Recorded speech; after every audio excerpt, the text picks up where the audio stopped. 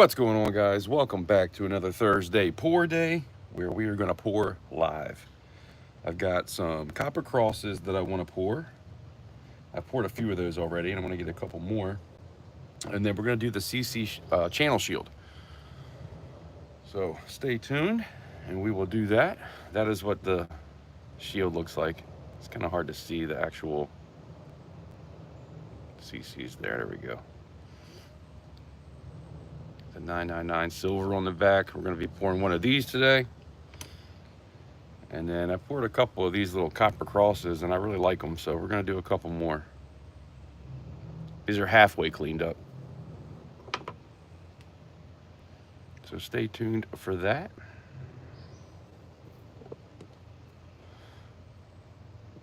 There we go.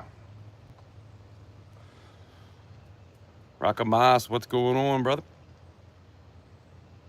Rhonda Tolliver, what is happening? Appreciate you guys stopping in. Hope everybody's having a great Thursday. Getting ready for the weekend.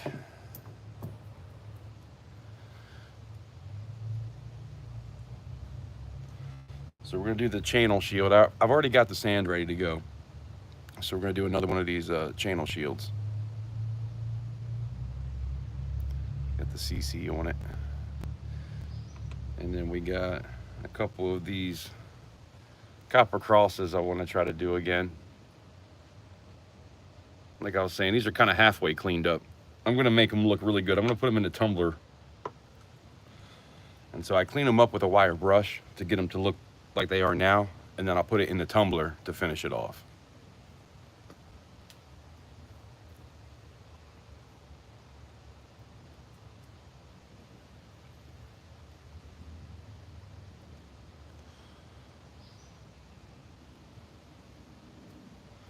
So what should we do first? I feel like maybe a couple copper crosses. I got 3 ounces in the crucible, 3.7, because usually they come out to about 2.22, somewhere around there. And as long as I don't over pour it, which I can do, and I'll show you.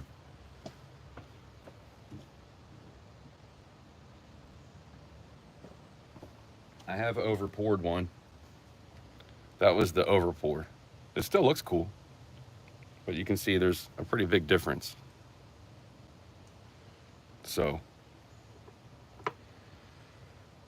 we're going to try to get the pour right. The cool thing about copper is it solidifies a little bit slower than silver does. And I've tried this one. I just noticed some deer over in that field. They might come over later. I put some corn out for them. Anyway, what the hell was I saying?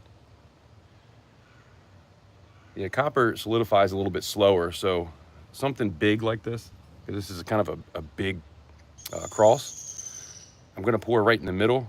And then you want everything to kind of roll down to all the points. And silver, man, it's hard to get a silver one to fill out right. I have done it. And I've actually hammered that one so it looks even cooler. But we're going to try to do a couple of these in copper and see if we can get some more of these perfect pours here. And then I have the sand already ready to go for this one. Got the CC channel round, or CC channel shield, I should say. I'm not sure if that's a number 1 or a number 2.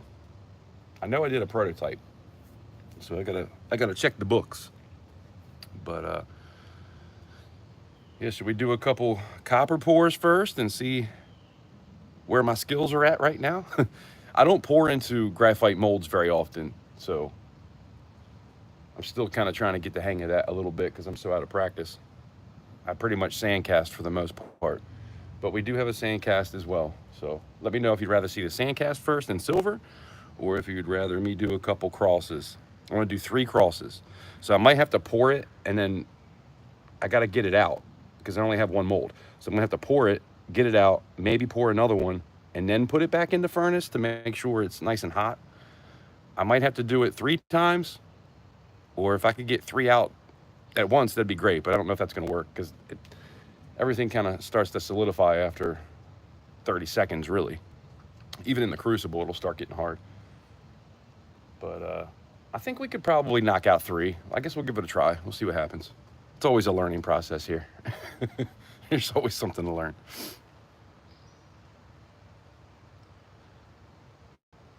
Much Plus, what's going on? Appreciate you stopping in. Appreciate you hitting the like button too. Thank you, Rakamas. Crosses, yeah, we got a couple copper crosses we're going to do.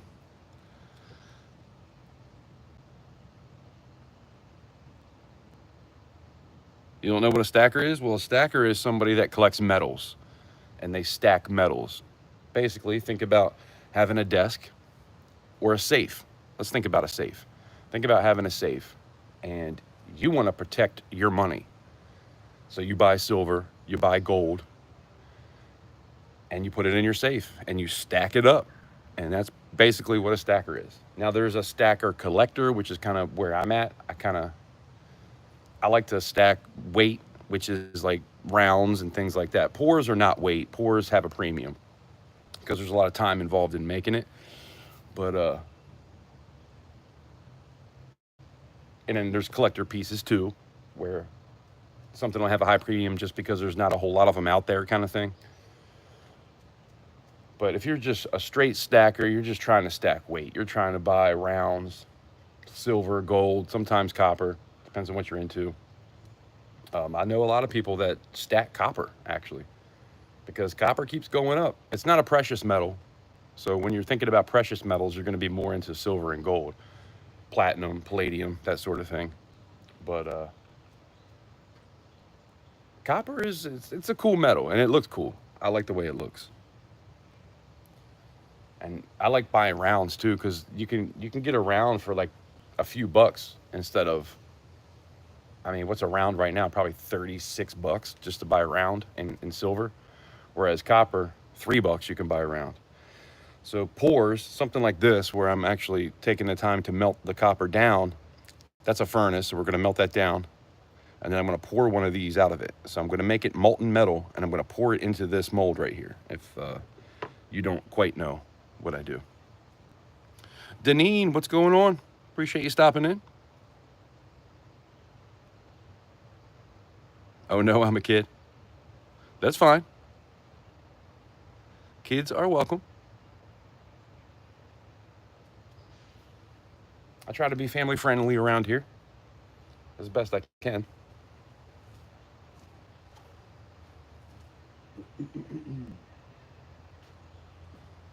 But yeah, it's definitely something to think about doing in your life when you get a little older, man. Maybe mess around with some silver, gold, copper. And I like it because I can take a piece that looks like, they call it shot, right? So it's shot. It's little tiny pellets of silver.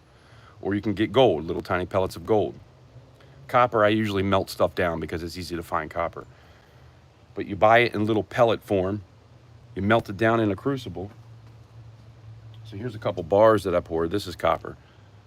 But I poured a couple bars just to make it easier. So we're gonna melt this down inside this furnace, and then we're gonna pour it into a cross. So this will get glowing red, molten metal, and I'm gonna pour it into that cross and make a design. It's a lot of fun. Definitely a fun hobby to have. But you gotta protect yourself too, because it's very hot. That furnace is gonna be about 2,000 degrees. So in a minute here, when I fire this thing up, you'll hear and you'll see that it's not something you wanna play with. So you wanna be careful.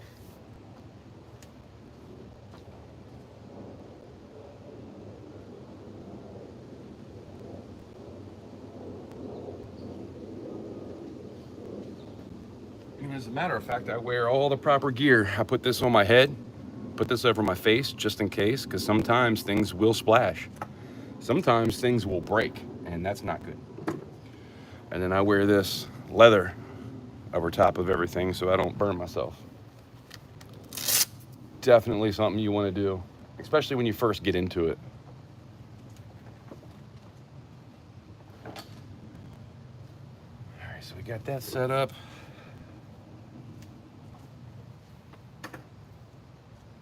I don't think anybody said if they want to see silver or copper first, so we might just go with the copper. Deneen sent a floating heart. Thank you, Deneen. I appreciate that. You're awesome. It says 10. Did you send 10 floating hearts? Very cool. Yeah, Rhonda, I still haven't figured that out in a live stream yet. I don't get around too often, but I still haven't figured out how people are even doing that. There's a gift box next to the money sign. You hit and buy and send jewels. Cool. 10 jewels. I appreciate you, Deneen. Let me get my torch and we'll fire this thing up.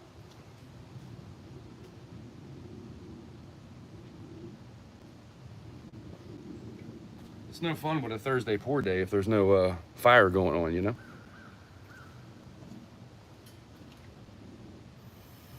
Oh, by the way, this is a gas furnace. I also have an electric furnace. I can show you that later. This is gas. It's hooked up to propane. You can see the line right there. So I'm going to turn the gas on. I'm going to throw a torch into it real quick, let it start going, close it up, let it get nice and hot. And it's going to take about probably 10 minutes for it to get molten. And then I'm going to pull it out and pour into this. So let's go.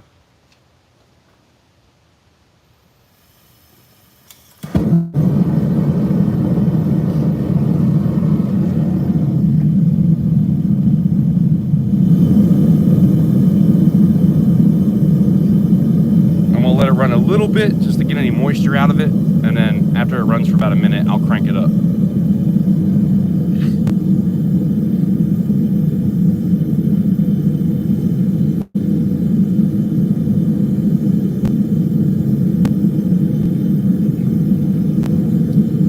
I gotta say, I'm a little bit nervous pouring into a mold live because I can't remember last time I did that. Very easy to under pour or over pour. But you'll see what I'm talking about. Just hang out for a little while.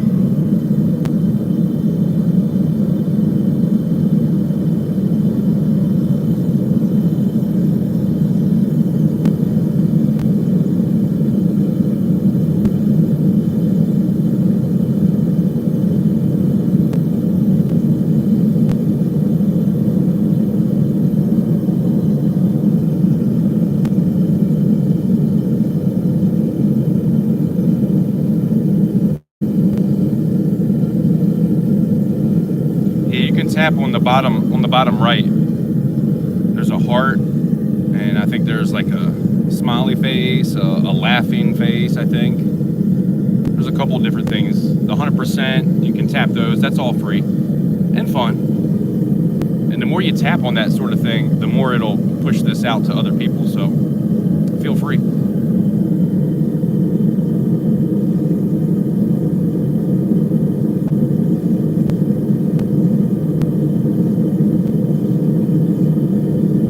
I see the gift box up top. It tells me that you sent 10 of those. Thank you. I don't know why Rhonda doesn't see it, but I've never seen it in live streams either. I'm not really looking for it at the same time though, so maybe that's why.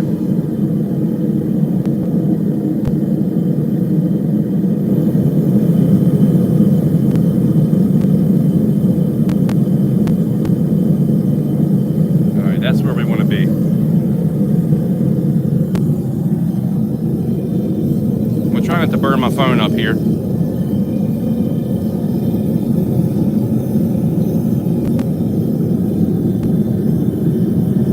I don't want to get too far over this, but we're trying to get that nice and hot.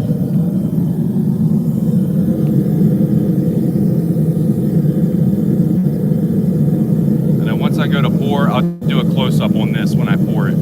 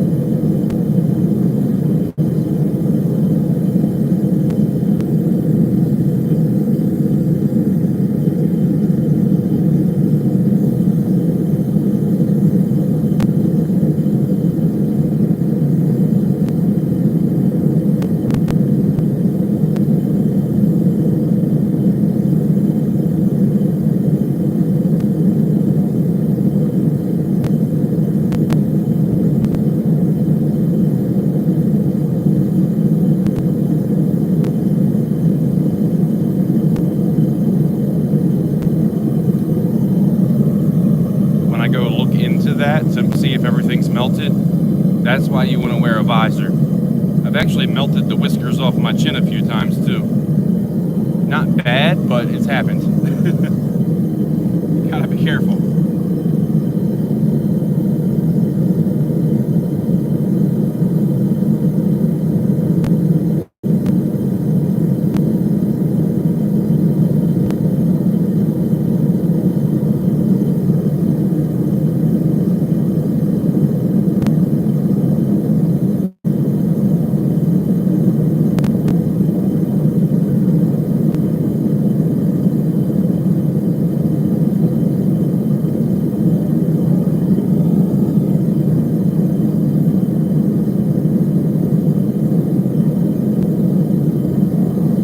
Copper does take a little bit longer to melt than silver does.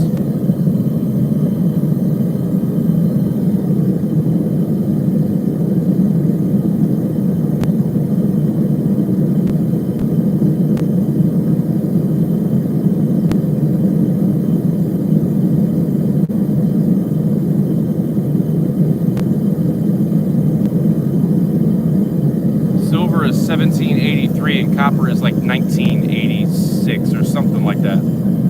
So it's like a 200-degree difference in Fahrenheit. I think that's why you get a little bit more time when it comes to getting solidified and hard. Guys, double tap the screen for me.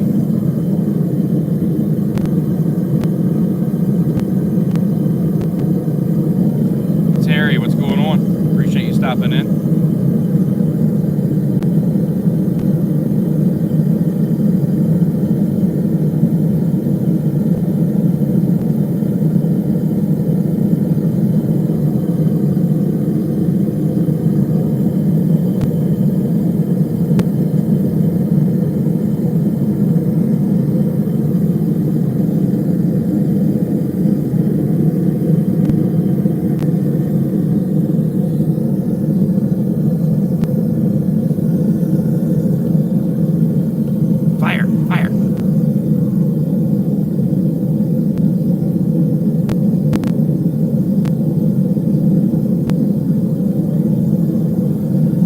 My utensils hot in a minute too, because this stuff, it holds moisture, so you want to take it over the flame and get all the moisture out of it so it doesn't stick to the crucible.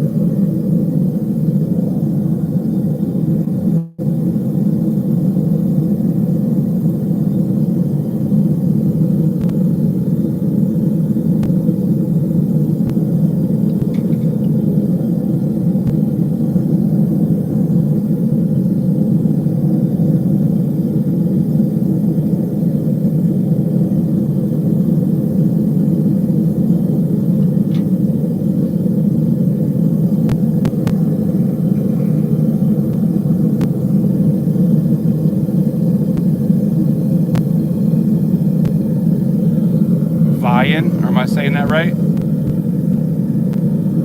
Brian, hello.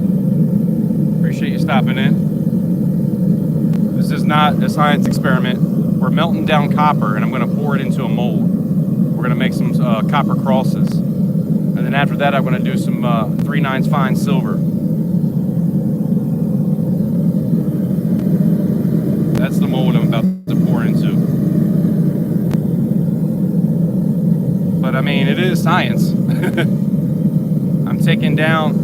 I'm melting copper until it's solidified into like a liquid, and then I'm pouring it into a mold. So definitely some science going on there.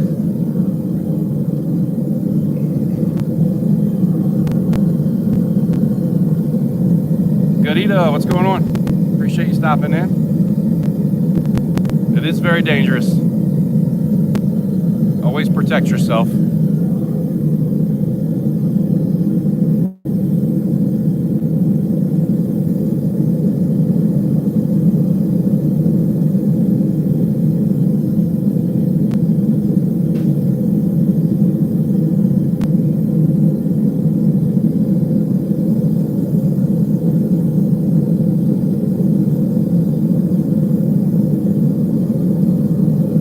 When I get done with this, I'll show you some of the other things I'm working on too.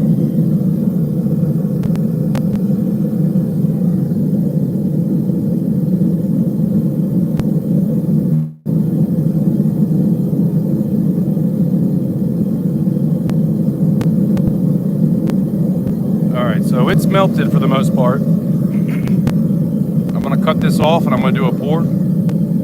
Try to get you a little bit closer to what I'm pouring. Hopefully it will look good. George, what's going on? Miss Metal Casting.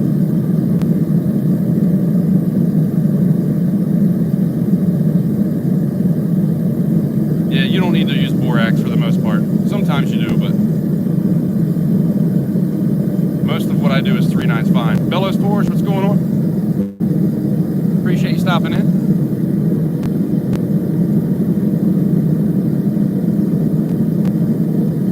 I'm gonna try to see how many I can get done without having to put it back in the furnace. I'm shooting for 3 right now. I have about enough to do 3. And then maybe we'll melt some more down in a minute. Like I said, I'm usually doing sand casts, which all the extra just goes into the top. But this one I have to pour it just right. So hopefully it'll work. Why don't we give it a try?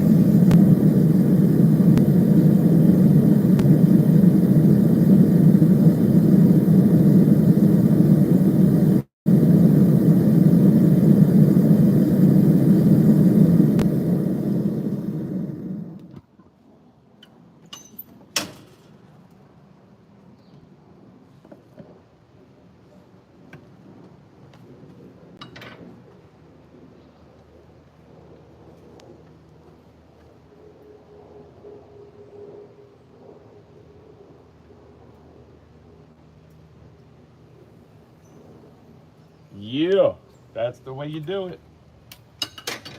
That's the way you do it.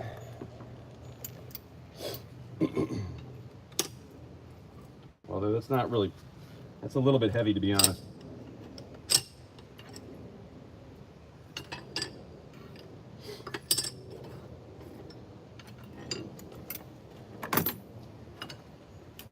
Might be able to get one more. I'm gonna have to melt the rest of this again.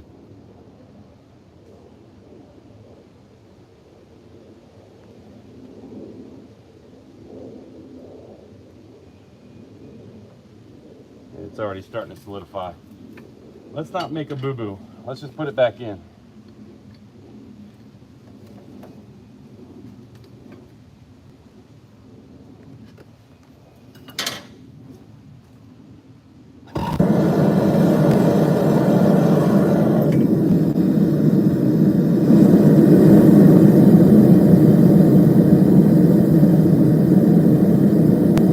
Started to solidify a little bit, and I didn't want to take a chance.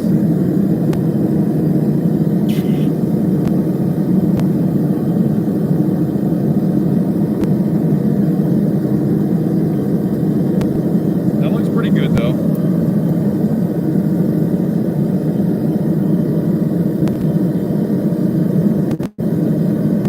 That's what I was shooting for, and I think we're pretty close. It's a little bit extra, but we're pretty close. So I'll clean this up like I did this one, and we'll see what it looks like afterwards. We got one so far. We'll see what it weighs.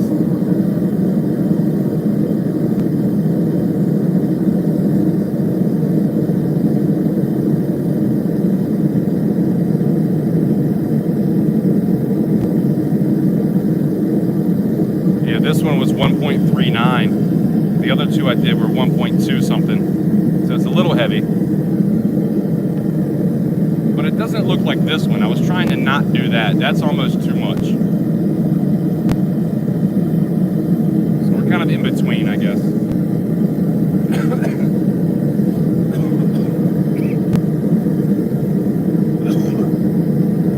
Pouring ain't easy, I'll tell you that much. Whoever says it is are lying. They're lying to you. Don't let them lie.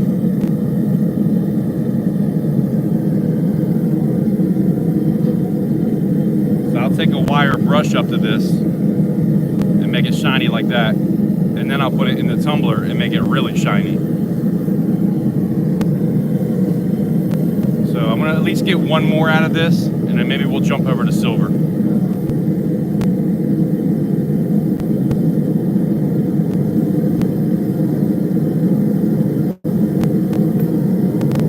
tap the screen for me.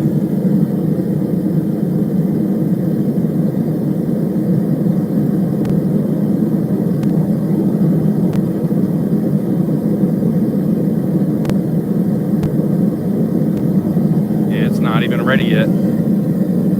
I guess I can only do one of these at a time.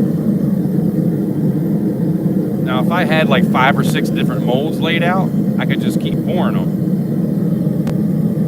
So we're definitely wasting gas doing it this way, but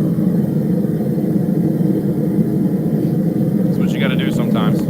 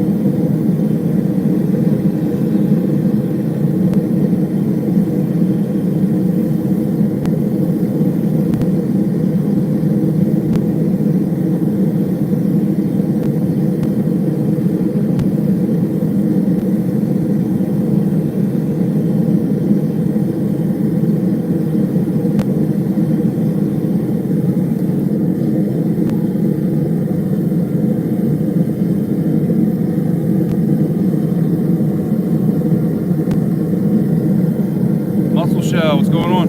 Appreciate you stopping in. Hope you're doing well. I think we're about ready.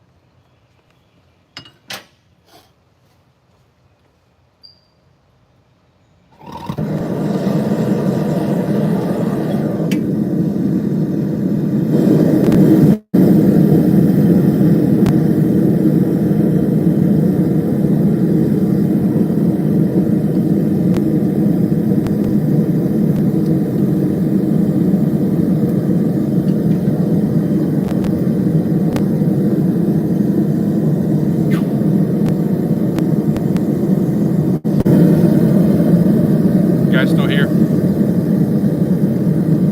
That was the first one. That one looks a little bit better. If you look from the back, see how it's got that extra little, it's a little bit too much, and this one's perfect. That's what we're shooting for.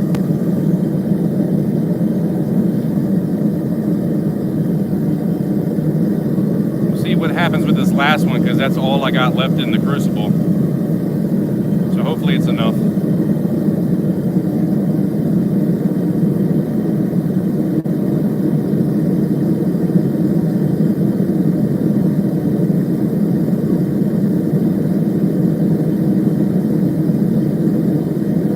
Yep, this one was 1.22 as well.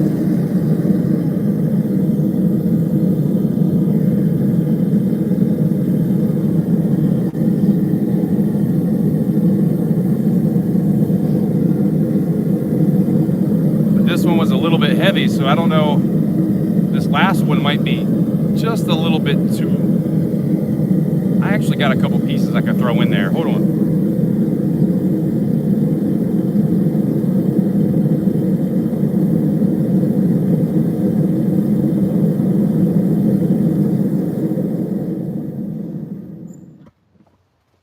couple of these little pieces I have laying around.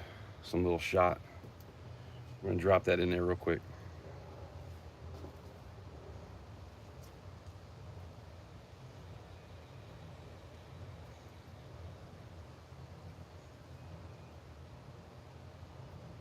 I want to make sure this last one has the right amount of weight, because it is the last one I'm doing.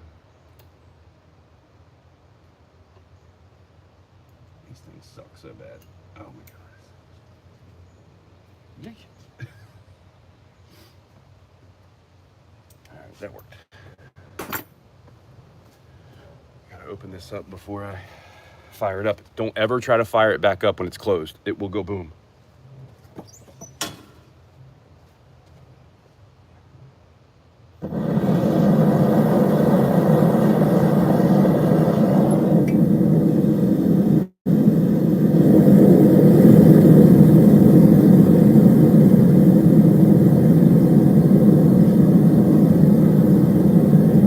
That mistake once.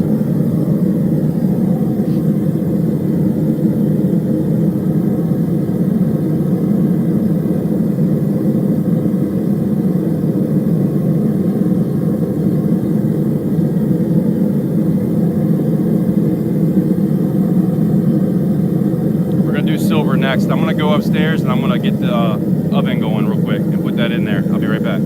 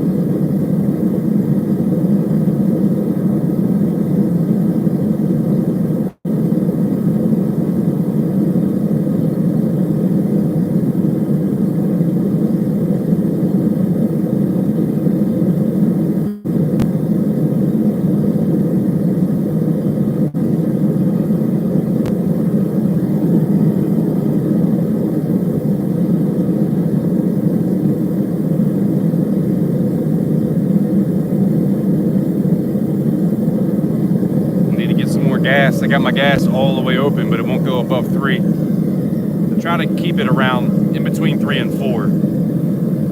But when it gets kind of low, it just won't push out 4 anymore. But hopefully it'll be enough.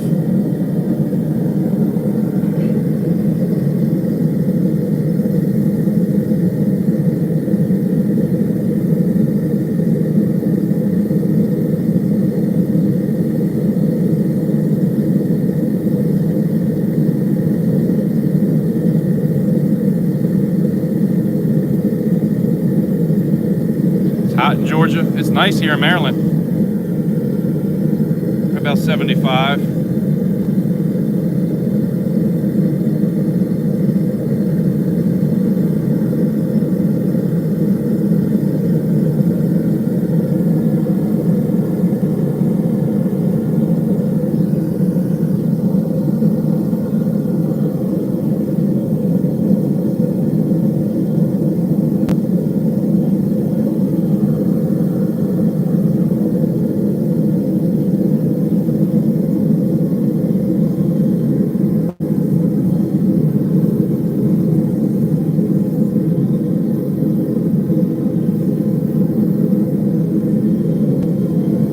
Damn it, I smell burnt hair again. Sometimes those whiskers on your chin, they'll singe up just a little bit. That's why I always had the visor down to my chest, but sometimes it just gets through there. Gotta be careful.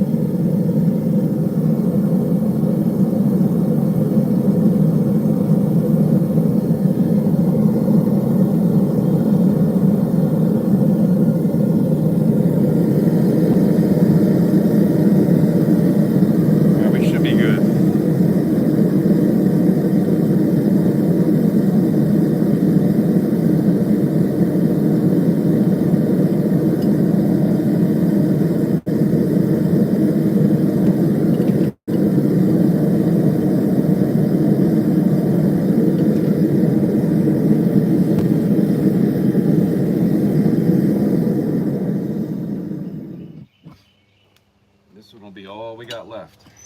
Of course, there's always more, but for this cross, it's what I have. Holy crap, that sucker is hot. Jeez.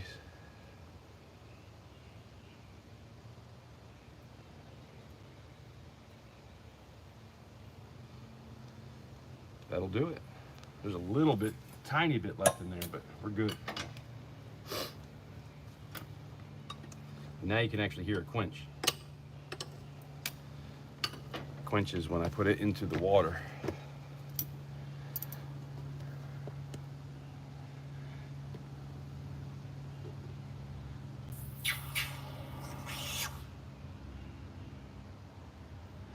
And now we can touch it.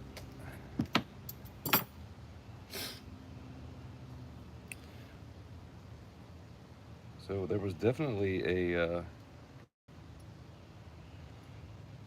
good, better, and a not as good is what I was aiming for. That was the good one. See how when you look at it from behind, these corners, it doesn't really have a whole lot extra. This one, there's a little bit on the corners. And this one, there's a little bit more. So still a cross. But that's what's cool about pouring too. Every one you do is always going to be a little bit different than the last one. And that's kind of why people like pours, because you're getting something, even if it's the same as the last one, it's probably going to be a little bit different than that one. Definitely with this type of pouring, which is mold pouring. The next one I'm about to do is a sand cast, and the sand cast is a totally different story. Invisible River Ranch with the $1 super chat. Thank you, brother. I appreciate that.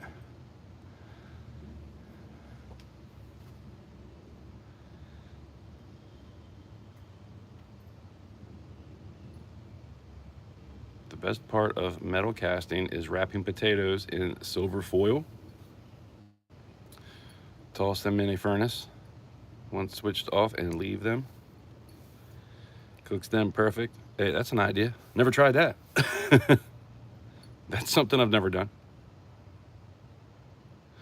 But yeah, so this was the one that I didn't like. God damn, these freaking bugs. This was the one that I didn't necessarily like because it was kind of extra. Of course, it still needs to be cleaned up totally, but there was just too much extra in the middle there. So I was trying to not do that again. And this was the worst one. So I think we accomplished that. So we got 5. I've got 5 crosses here, plus this original. I'm gonna call this the prototype because that was the first one I poured. That's when I realized, oh, that was a little too much. So we got a prototype plus 5. I think that's pretty good for now.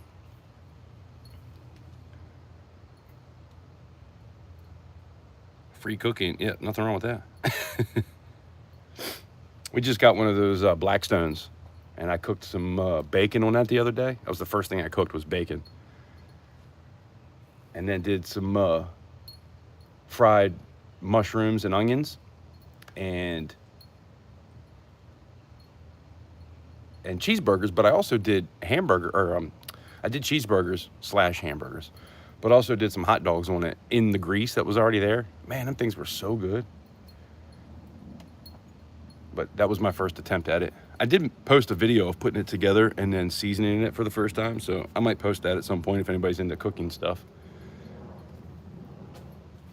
Dude, this freaking horsefly is all over me. But anyway, this is the next thing I got. This is the CC channel shield. It's got the 2 C's on there for capital currency. It says 999 silver on the back, which is what it will be, 3 nines fine silver. So let's get into this one next. So I already got the sand cast ready to go. I already did the mold. And I'm using Duff clay, which is kind of like Petrobond, but a little bit better. There's quite a few different types of sand and clay that you can use. But Duff clay is what I'm using because the details always end up being pretty nice. So that's in the oven right now. So I put my oven at 200 degrees Fahrenheit, leave it in there for about 20 minutes. And then after about 10 minutes, I'll fire this up, the furnace. I'll fire that up with the silver in it. And this crucible is for copper. I'm going to use a different crucible for silver. Never mix your crucibles. You don't want to mix your metals ever. But I am going to need to move this out of the way. Let me just move this down here for now.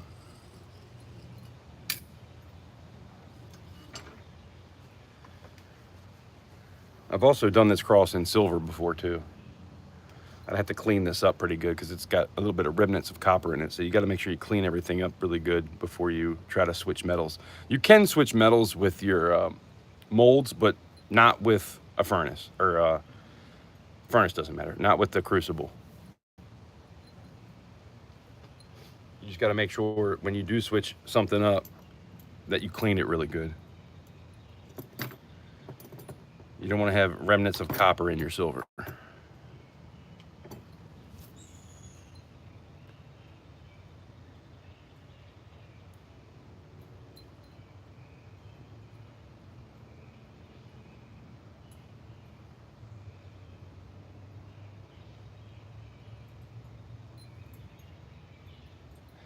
Shut your mouth, Cap.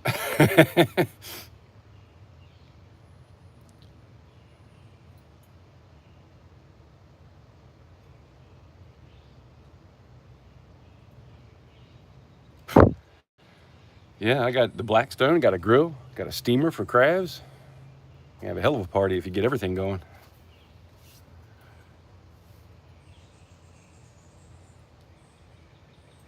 Tamir, is that how I say your name? Tamir? I'm not sure what you said there. That's a different language to me, but I appreciate you stopping in.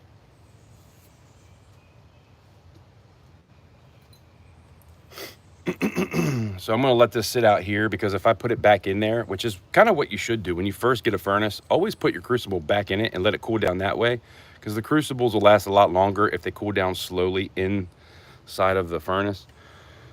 But you can see this furnace has been through hell and back. This has been through hell and back, the crucible. So I'm gonna let that sit there for now. I'll probably move it out the way, and then we're gonna get a silver one and get some silver in there and do a pour.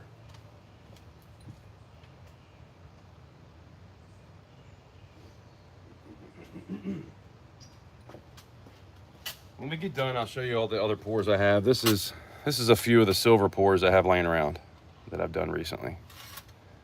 Mostly some guns. Rhonda loves this one. She loves the mushroom. This was actually a arrowhead that my grandfather made a dream catcher for my mother, and then he passed away, so I took it out to make copies of it. So that one's kind of sentimental to me. Chevy symbol, that's what I drive. This is a couple of, so this is what's left over from a sand cast. The piece is always down here, and then you pour into the mold, and you'll see in a minute what I'm talking about if you're new. But I'm gonna throw these in, melt these down. I probably only need this one. I'm just gonna do both. And then we'll get going. This right here is a prototype. If anybody's looking for a capital currency prototype, this is my first attempt at this. And I think it turned out pretty good, if I do say so myself. And then this MP5, that's a number 1. And I think the double barrel shotgun and the rifle, I think those are number 2s. Gotta look in the book.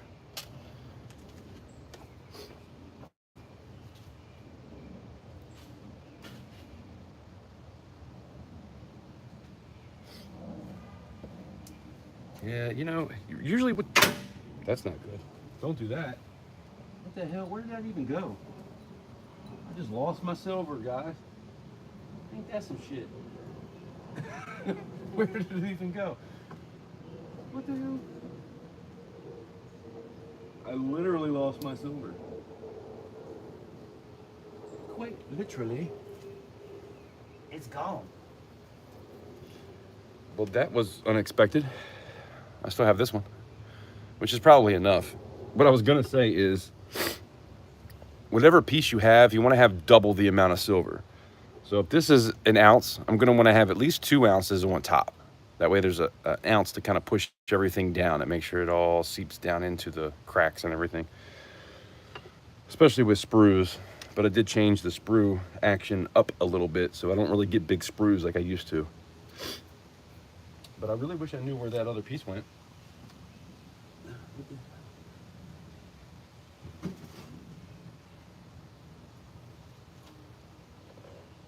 That's kind of crazy to me that I don't see it anywhere.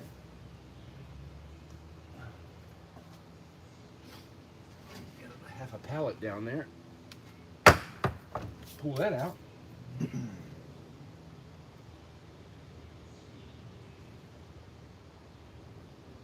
First guy on YouTube to lose silver.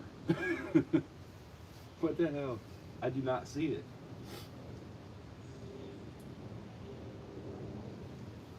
That's crazy. I'll show you. I had a pallet down here and I moved the pallet because the silver fell down somewhere, and I do not see that other sprue anywhere. There's a bunch of dirt and everything else down there, but no silver sprue. You guys heard it fall. It's there.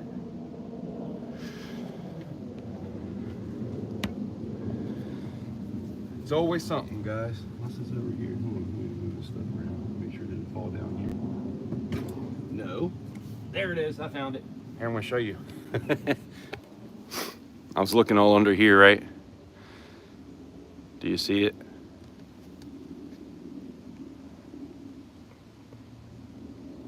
Goofy.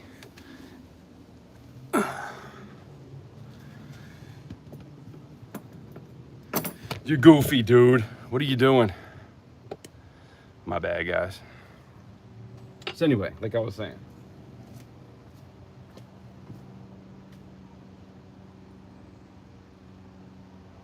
Silver crucible. You can tell this is for silver because it has remnants of silver in it. That's why you don't want to really mix them.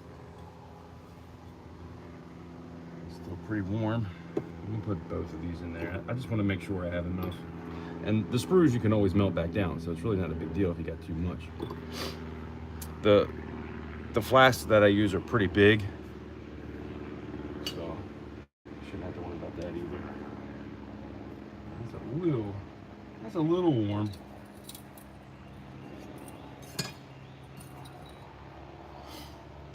Just sit it on that. That's good. It's still pretty damn hot though. Let me do it this way. Let's be professional here. And not burn yourselves. All right, so another couple of minutes, I'll fire this up. I want to make sure that the flask inside with the sand has enough time to warm up. Try to get it nice and warm because you're pouring silver. Copper is like 2,000 degrees, and silver is a little under that, but 1,600. I think it's 1,600 and 1,800, something like that. But yeah. I don't want to pour that into something that's cold. That's why I always warm these up. Even this one, you'll see I'll take a torch to it, and I'll heat it up a little bit before I pour into it, because you want to make sure there's no moisture. Moisture is your enemy when it comes to pouring. Period. That's why even with these, I'll take these over top of the furnace and let the fire get to them a little bit, just to make sure that it has no moisture in it. Because if you do have moisture in it, when you go to grab the crucible, when you try to let go, it'll stick to it. And I've had that happen before, so always warm your utensils up too.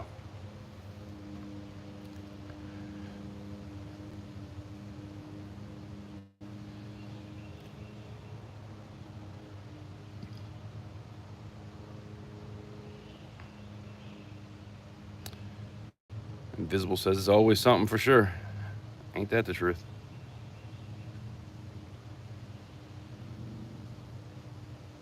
Rhonda's a super mod.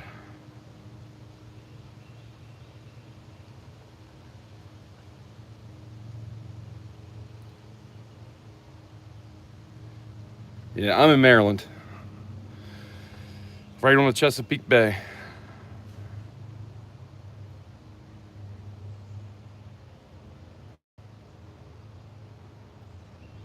You know, when you see good ones, hopefully you're talking about the crosses.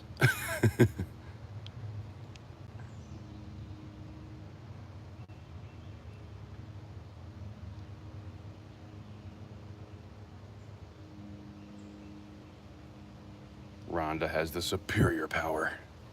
Don't mess with Rhonda. She'll send you somewhere you never even thought you would be.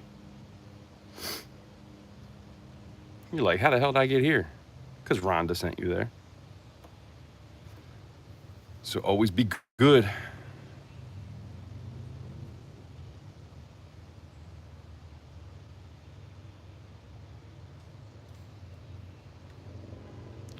Gadita planning on doing a round trip. Getting some people up. That's cool. I've never, to be honest, I've never met anybody in real life. I've talked to many people on the phone, but I've never met anybody face to face that is from YouTube. And I've got really good friends, people that I talk to on a regular basis from YouTube, but usually they're somewhere else.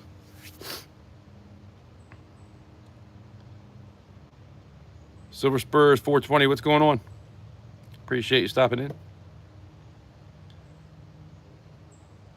Just poured a couple copper crosses, and then we're about to do a silver CC channel shield. Something I did a little while back. Try to do another one. I think it's a number 2. I think I did a prototype and a number 1, and this will be a number 2. So we'll see what happens with it.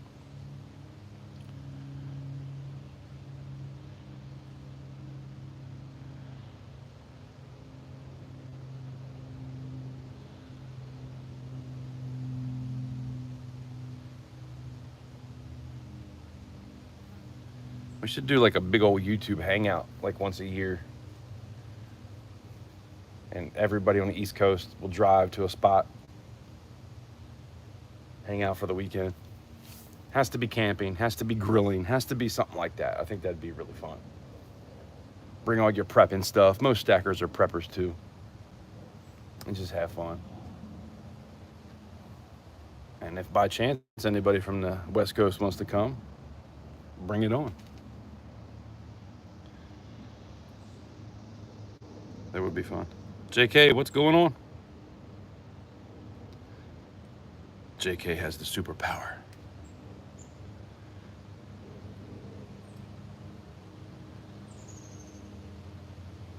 That's the plan.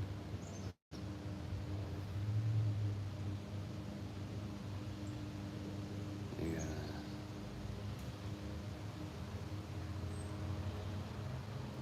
All right, Gadita.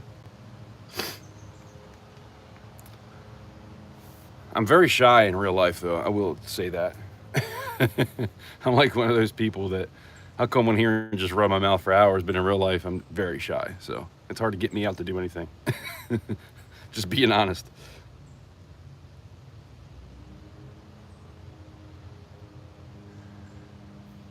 You met Victoria? I haven't, man.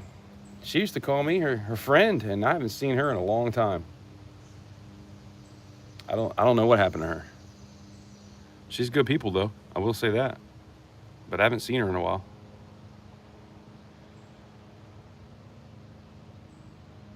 You should do it for the internet people back in the 90s. On the BBS. That's about all I can say.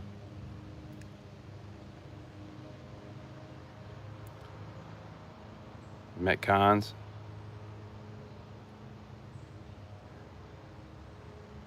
When I go, Rhonda, man, there's a coin show. There's a really nice coin show here in Baltimore. And I haven't made it in a while because I just don't have the money to spend, so I don't even go because what's the point?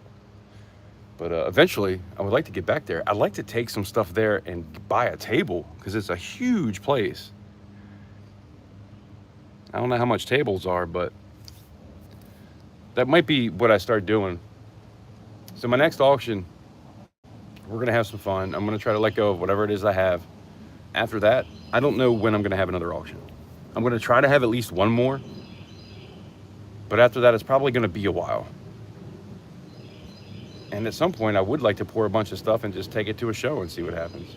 Although I feel like here would be probably better than trying to sell stuff at a show, because not everybody's going to know who I am. But I would like to try that at some point. But make sure you stop by my next auction so that you can get a chance at a pour, because it's going to be kind of the next one I have. I might have another one relatively soon, but after that, it might be like every quarter I'm going to probably have an auction. I'm never going to stop pouring because I love it, but it's hard out here. I'm on a production floor, can't hear a thing. Okay, JK. Get to work.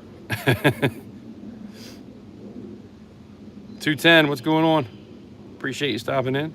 About to pour some silver here. Did a couple copper pieces. Just poured a couple copper crosses. That was one I cleaned up a little bit. Got up to 5 of these now, plus a prototype, which was a little bit heavy. I don't like when it gets that flared out look to it.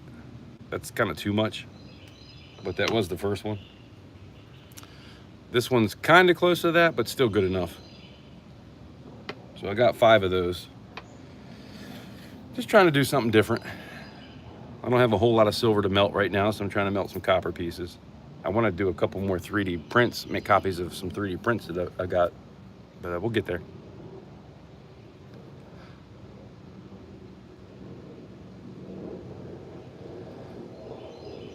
Trying to buy coins and talk to the girls. I've been there. Maybe not with coins, because I never looked for girls when I was been dealing with coins. I've been with the same woman for many years. But I get that,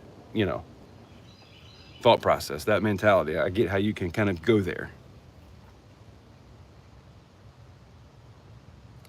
For me, it was probably DJ parties.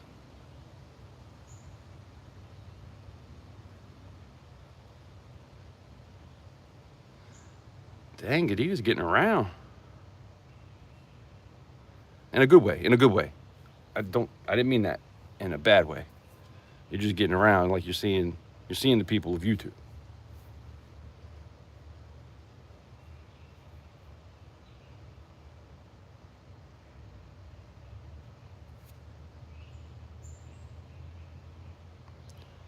Man, I am so far back here. I gotta skip through these. I'm sorry, guys.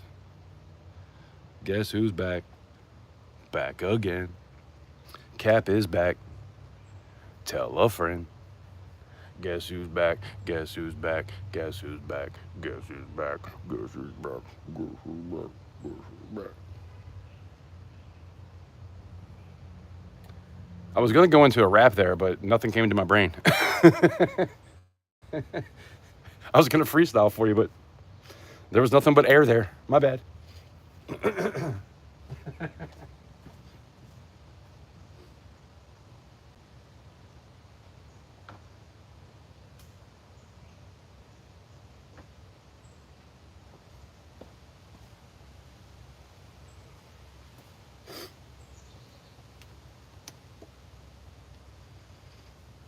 Trump's back, that's for sure.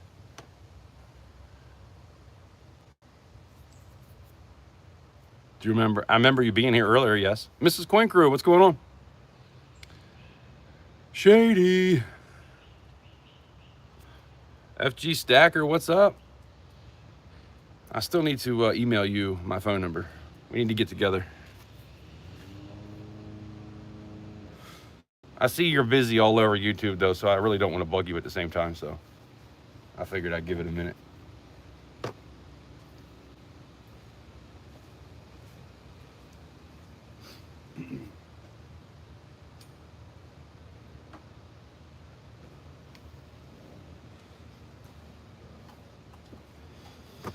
Hopefully we'll be doing some HVAC work here soon, man. I really was hoping something would happen this week, but nothing came up.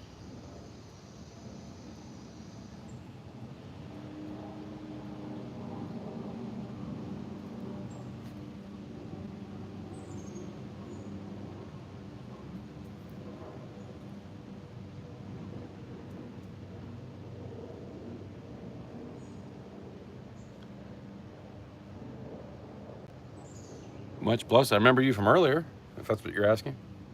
I do remember you. Did you see the copper pours we did? We're about to do one in silver, but I'm letting the mold warm up in the oven. We're gonna get that fired up here soon. Another couple minutes, we'll be ready to go. Do some silver pours.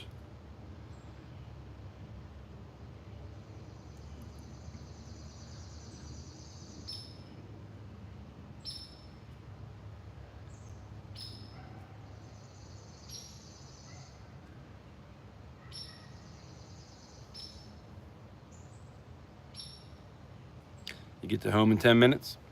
Be careful if you're driving. Or you're riding. If you're riding, it's all good.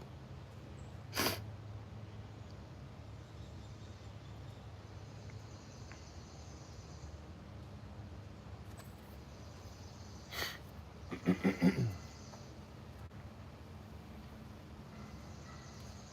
we got the silver in there ready to go. So that was the copper crucible. That's cooling down. The silver one's in there ready to go. We're gonna fire that up in a minute. I'll show you guys what we poured earlier. So this was a cross that I did with that mold down there. That was the first one, and it was a little too much. So I was trying to get something a little bit better looking, which this one ended up being better. That one was good. And then we kind of got a little bit thicker from there. So this one's okay. This one needs to be cleaned up. It's got a little hole right there, but that happens. This one was a little bit thicker. And this will be silver like the other ones I showed you. I'm gonna clean them up. And then this one. So I got 5 plus a prototype. And then we're about to pour this in silver. It's the CC channel round. It says 999 silver on the back. I think it's about 1.25 ounces or something like that. It's probably in between like 1 1/4 and 1.5 ounces, something like that, if I remember correctly. I think that is the number 2.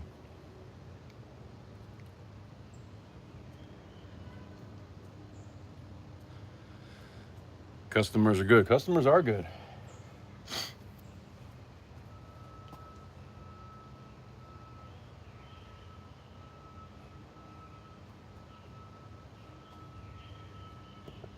We're about to fire this up.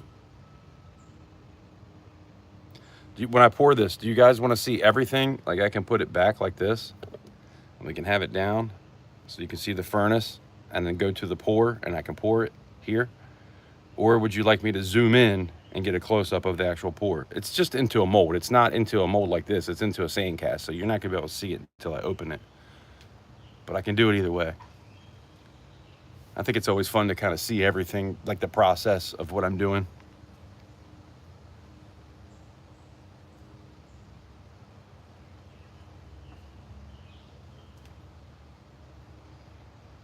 I'm in Maryland. Maryland, the United States of America.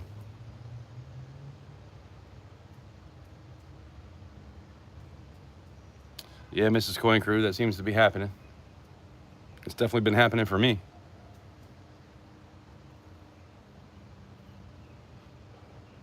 That's why I say, man, it's hard out here. Selling pours ain't easy. It's a lot of work that goes into it.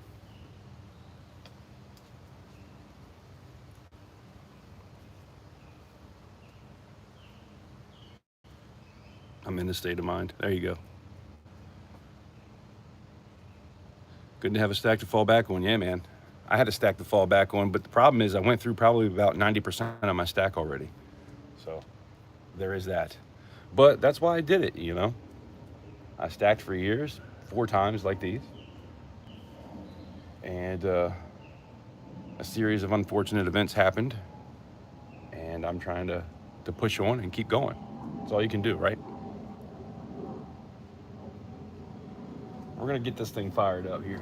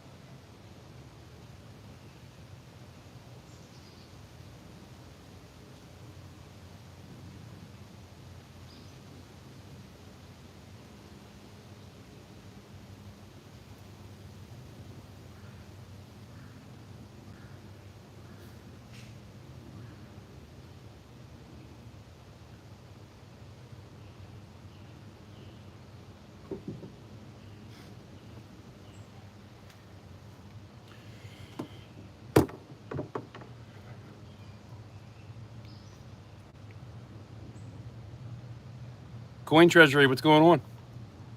Appreciate you stopping in. I'm about to fire this up. I got some silver in this furnace. I'm going to fire it up, and then we're going to pour into a flask, which is a mold that I made a print of this. This is a 3D print. It's a CC channel shield. See, it has a CC there. And then it says 999 silver on the back. We're going to pour this in silver. So that's what's coming next. We just poured some crosses like this in copper. But we're going to do some silver next. So stay tuned. We're going to get into that.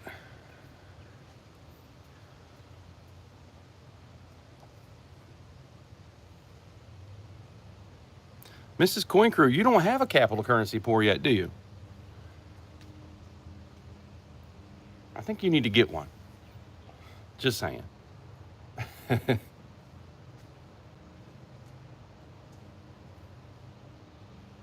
It's all good if you don't, I'm just saying.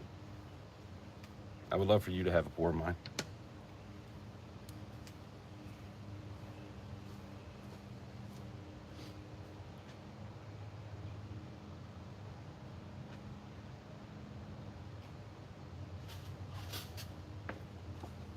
I will show you real quick before I fire this up. This is a couple pieces I was working on. I got more in the house. Did a lot of pew-pews because they seem to sell pretty good. So that's an AR-15. This was a cross. This was a arrowhead that was, my grandfather is Native American, and he made a dream catcher for my mother, and I took this out to make a copy of it. And so that's probably a number 2. Got a little mushroom here. Then we got an MP5. Then we got a rifle and a double barrel shotgun. These are all 3/9 fine silver. Then we got a Chevy symbol. I don't like how that happened, so I'm gonna try to tone the inside of it and then make this outside layer silver. So we'll see what that looks like when I'm done. Otherwise, I'm not gonna put it out. And then copper, I got a bunch of bars and some other stuff. Mainly a few crosses. Wanted to give that a go. But yeah, why don't we fire this thing up?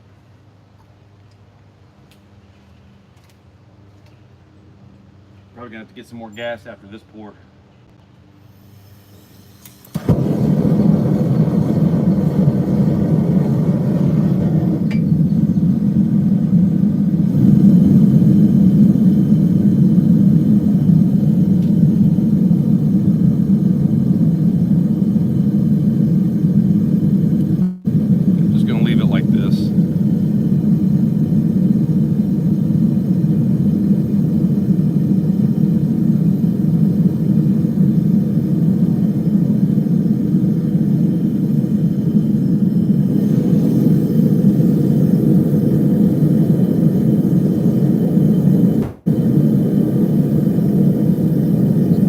First time using this crucible today, so I'm trying to warm it up not quite as fast as like blasting it.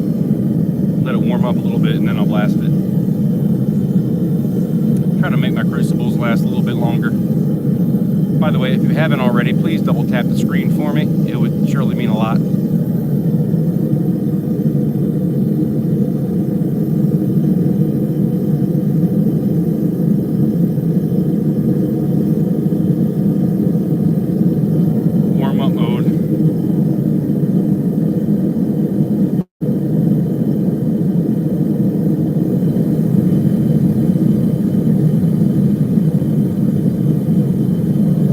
Hot though, that's almost a 4.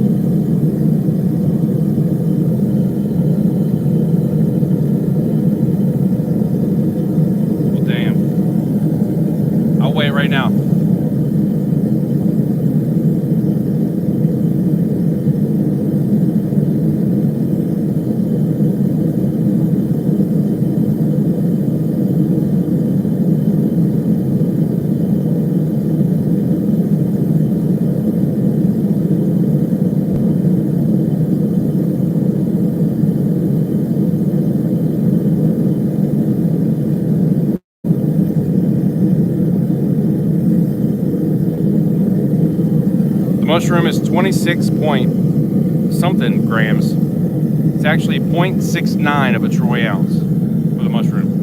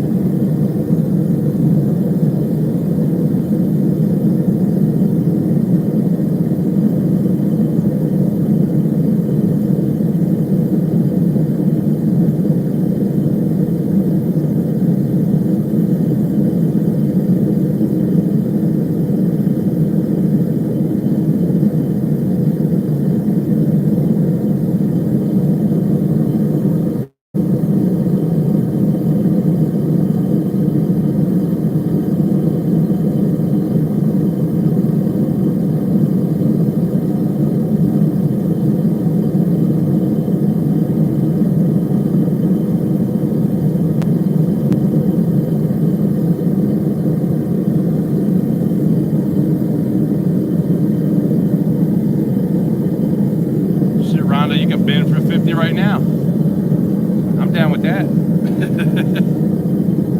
That's why I always put everything in the auctions, because I never know. You never know what something's gonna do, you know what I mean?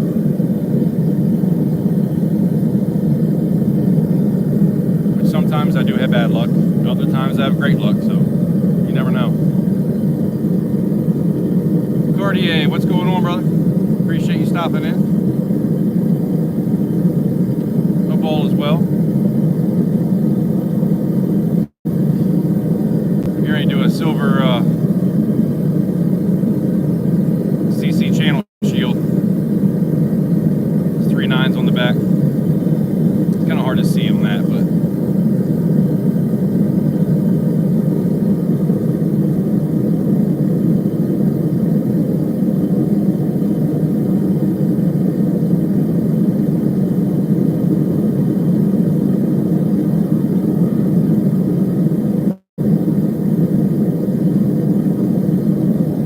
starting to melt a little bit. We're almost there.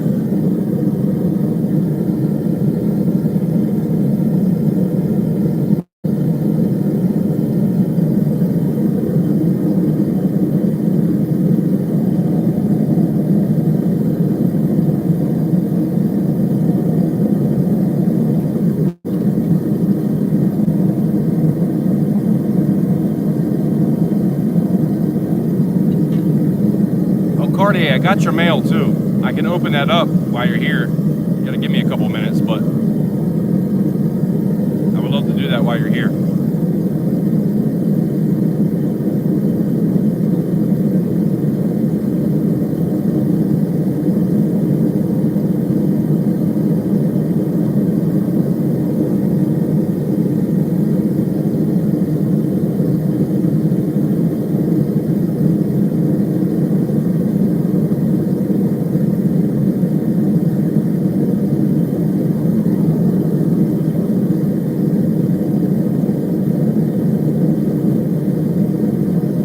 Ready, I'm gonna go grab the mold.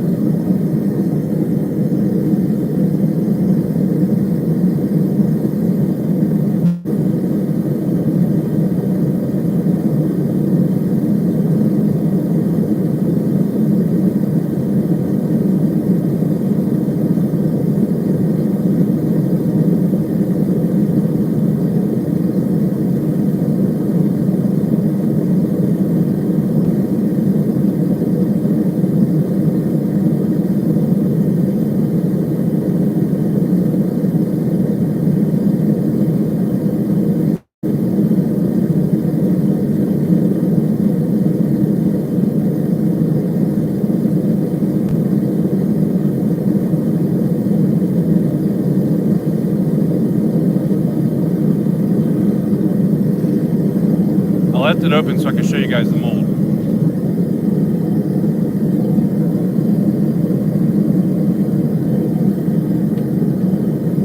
One side, that's the other side.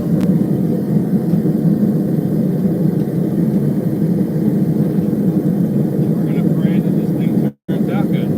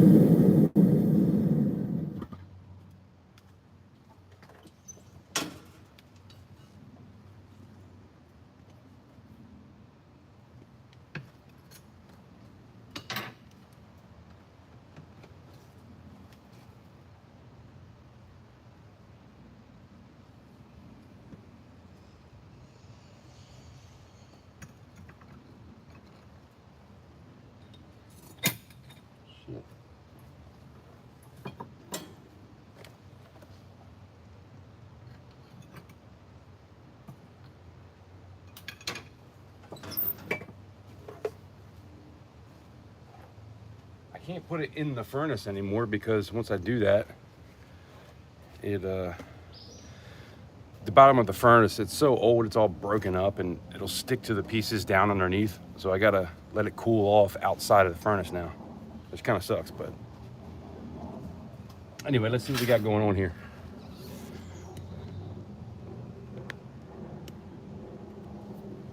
Show me what you're working with.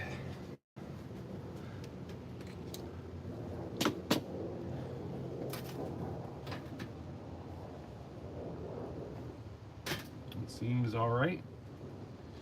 Looks pretty good. Trying to see what you guys are seeing. We're gonna throw this into the quench here.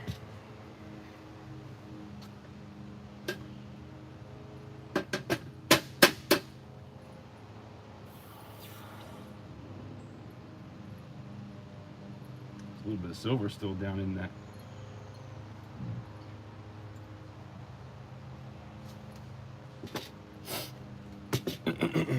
So immediately what I'm going to do is try to get this burnt stuff. I'm going to get all this burnt sand off real quick. Because when you do it when it's hot, it's always better.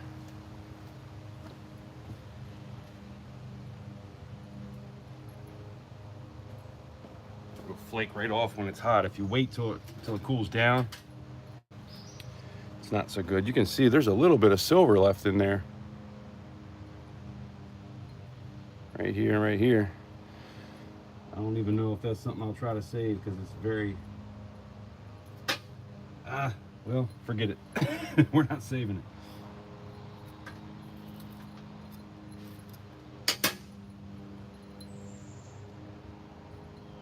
Gloves are already hot as hell.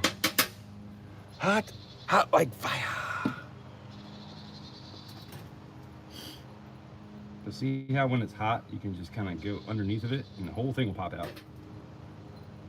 If you let it get cold, it won't do that. I feel like you're always wasting a little bit when you do it that way. In my experience, anyway. Everybody's different. I'll tell you what, this bitch is getting hard to hold. Good Lord. So that wasn't too bad for burnt sand. It's definitely been worse. So we're gonna move this piece over. I'm gonna move this out of the way.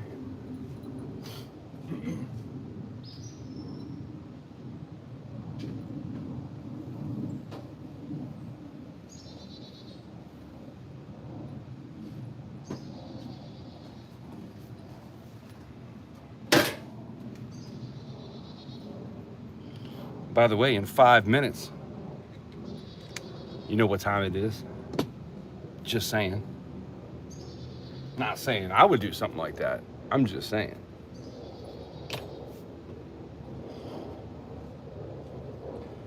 I know some of you do.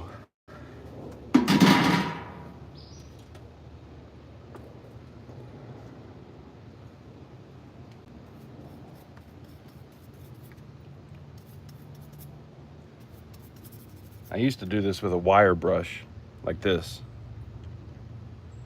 when I first started kind of pouring things. Well, I don't know, it was probably a year into pouring when I was still doing that. And I quit doing that. And what I'll try to do is just get it all into the water, get it cooled down, because I've tried to use this hot one time and it melted all the bristles. So this is plastic, but it works good. If you cool everything down first, it works pretty good to get it off, and you don't get all those little scratch lines on it when you go to clean it up. So that's how I like doing it.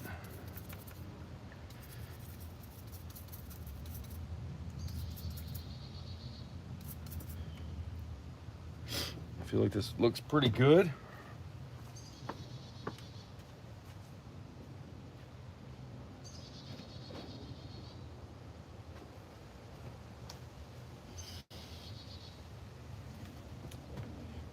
little bit more on top here.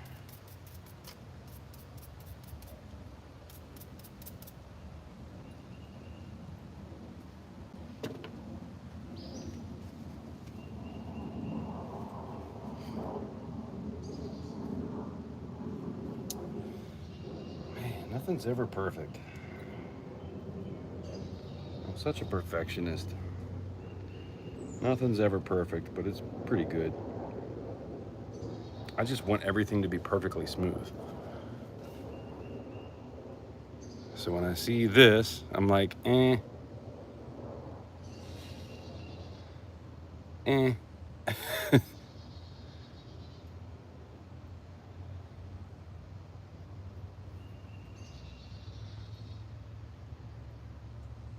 mean, everything's there. It filled out great, but I hate that pitting, and it always happens. No matter what you do, it always happens.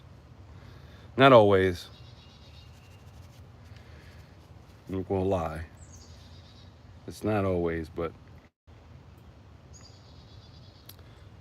I want everything to be perfectly smooth.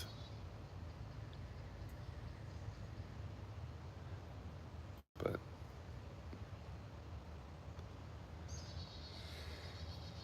yeah, I'm kind of on the fence about this one, I'll be honest. I like it. It's good enough to put out there because people like the pieces that are a little bit different. You don't want them all to look the same. And that's kind of why people buy pours, but I struggle with that. The edges look good. Like, that'll clean up nicely.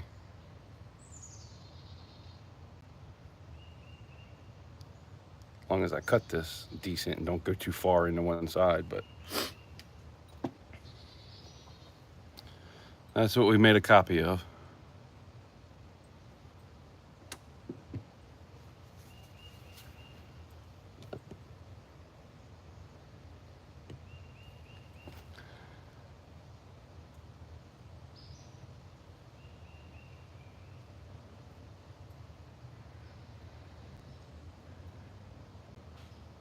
Littlefoot, what's going on? Appreciate you stopping in.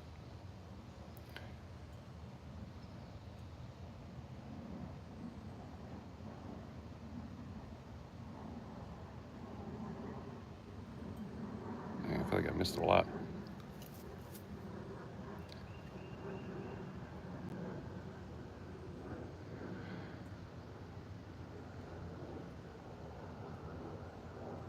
Yep, that's definitely hot. About 1,800 degrees.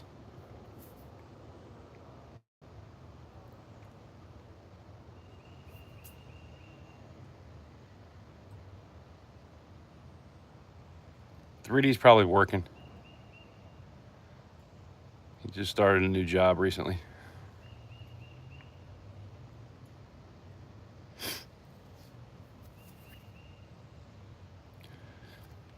FG, you got a short with some Morgans? Sweet. I'm gonna post a video soon of a GSA.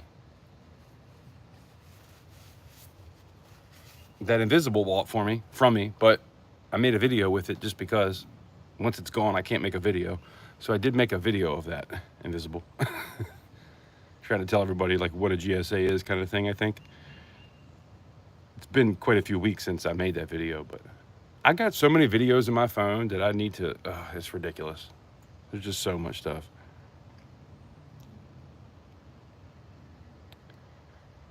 Is this coin crew at the right time to disappear? I seen Paula around. You know, when you're trying to make her talk to herself. It's funny, I hear it.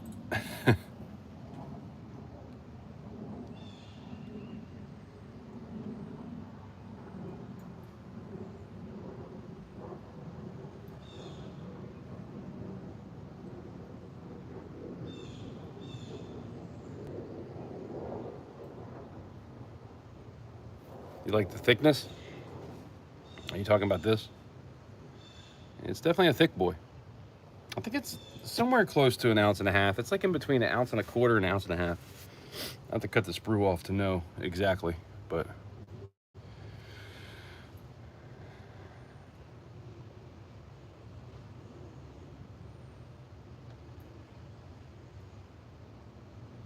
the big boys burn the crap out of it. What are you talking about, Cartier?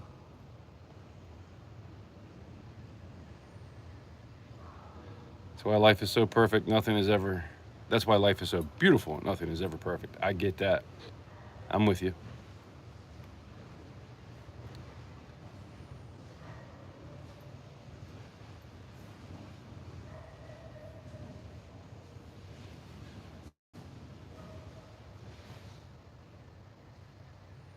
Yeah, well, a rock tumbler will. I have a tumbler, and it will kind of smooth it out a little bit, but you're not going to get those little imperfections out. You see how it's kind of pitted here and there? You're never going to get all of that out. It'll make it look not quite as bad. And not to mention the whole thing will be shiny, so that kind of adds a whole different aspect to it. But it's always going to be there.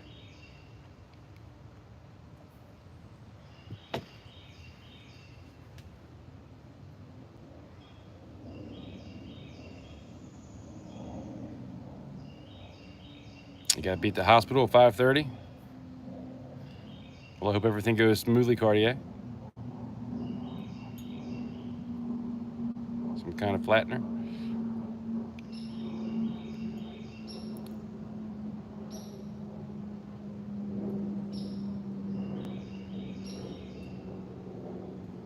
Yeah, people don't realize how much time goes into pouring, especially like from start to finish for each piece.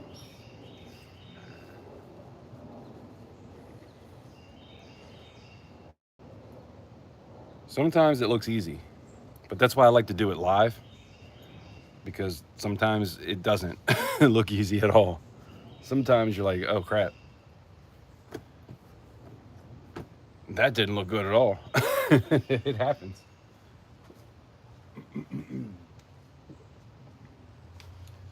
Just got to keep on trucking, man. I've been doing it for 3 years, and I still screw up every now and again.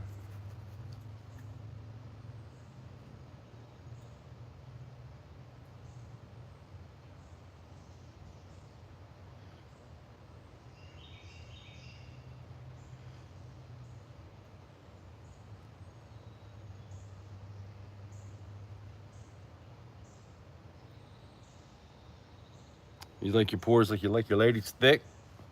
Amen.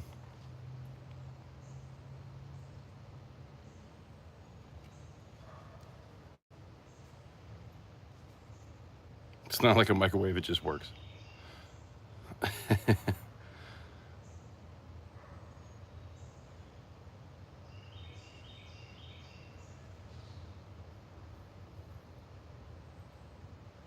Yeah, lots of handwork will go into it. FG knows what's up.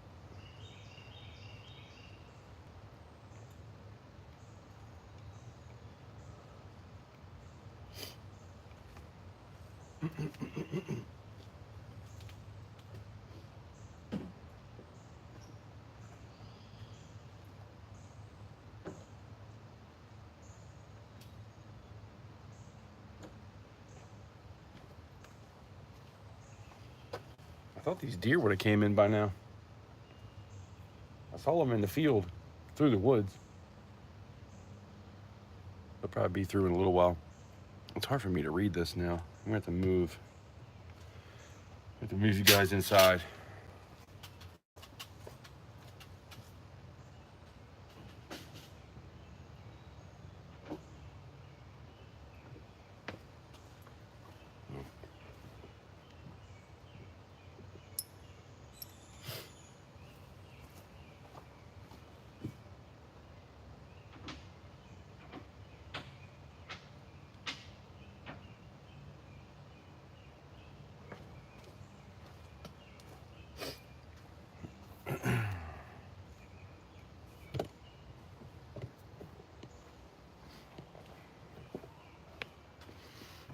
If I lose you, I'll come right back. Don't go anywhere.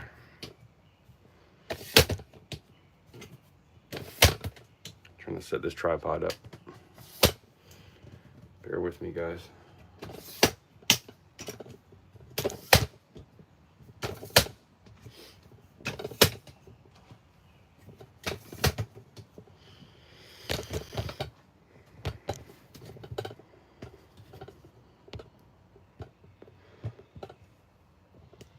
So that's where we're at right now. Plus, I got a bunch of things inside that I've been working on. But now I can actually read the chat, so let me catch up a little bit here. Takes work. Agreed. Glad to be here. Appreciate you, Littlefoot.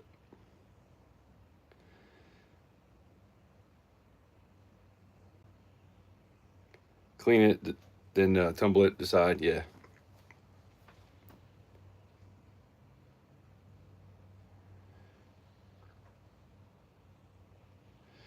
Yeah, Cartier, that's the thing, man. You have to clean it. You got to see what is possible, what you can do with it. That's the only way you're going to learn to know what you can do with the piece when it comes out.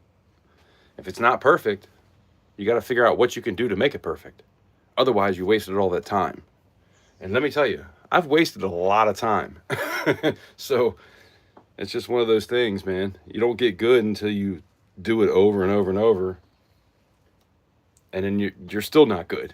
It's just the fact of the matter. Something's always going to screw up. Nothing's ever going to be perfect.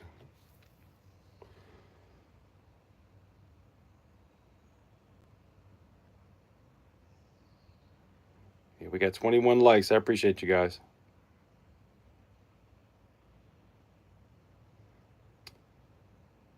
And we got $1 super chat and 20 of the diamonds.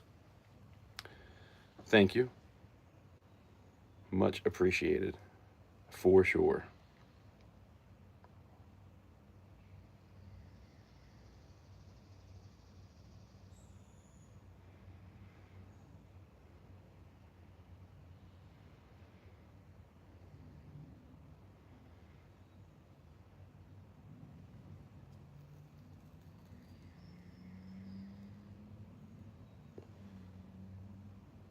Little spring things would be like a vacuum cleaner.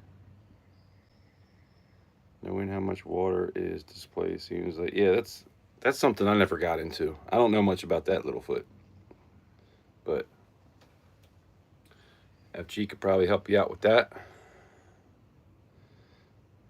I learned about it and then never did anything with it. So it kind of went in and went right back out.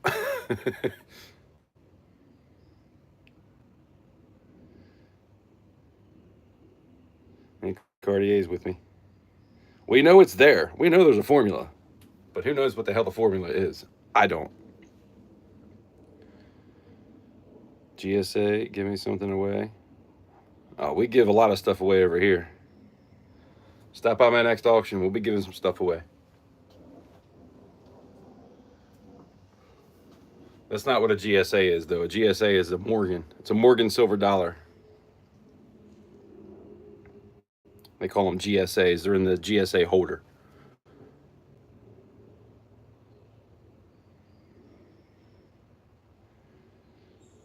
Jeweler supply store and a lot of money. I tell you what, man. I got a store that buys they'll buy jewelry from you, and they sell jewelry, but they also deal with coins, but they always screw you over on the coins. I've dealt with them once, and I said, yeah, I'm not going to do that again.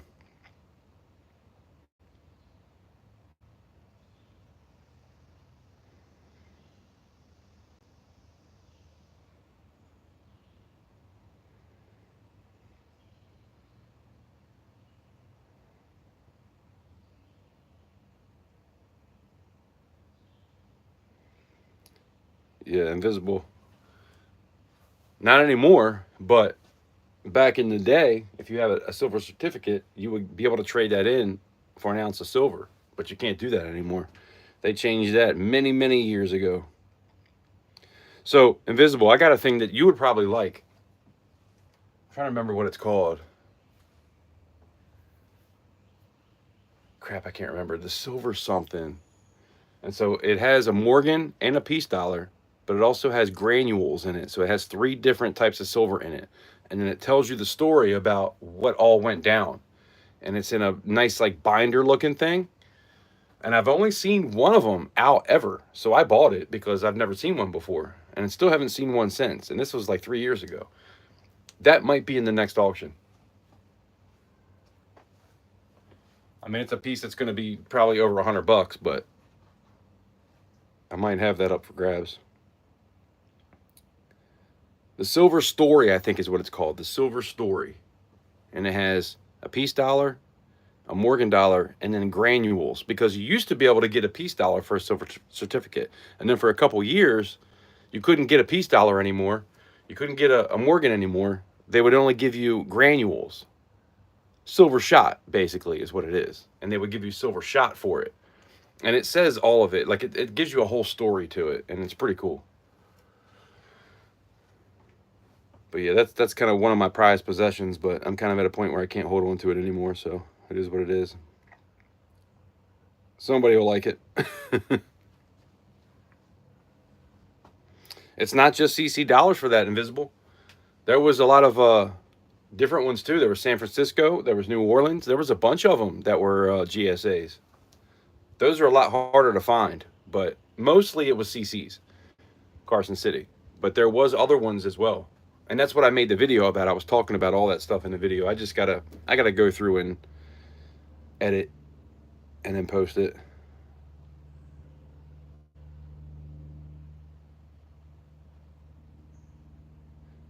Rhonda says, I'm not here. I'm just I'm just a version of your imagination. A vision of your imagination.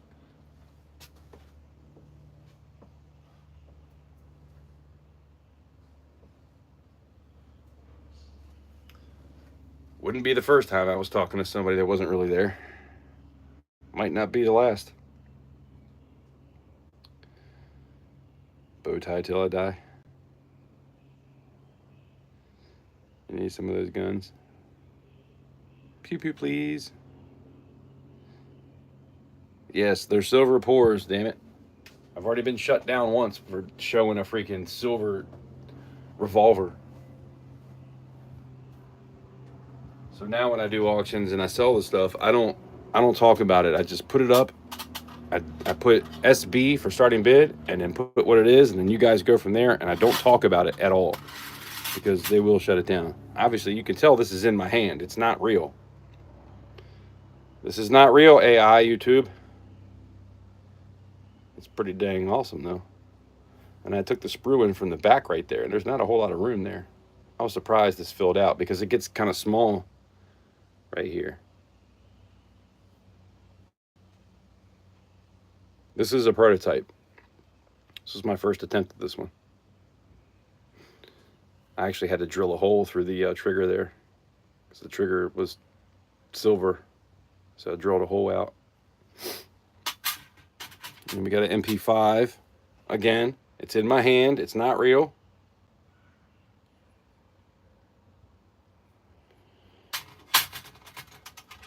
Then we got the lever action. And then we got double barrel. These are all 3/9 fine silver.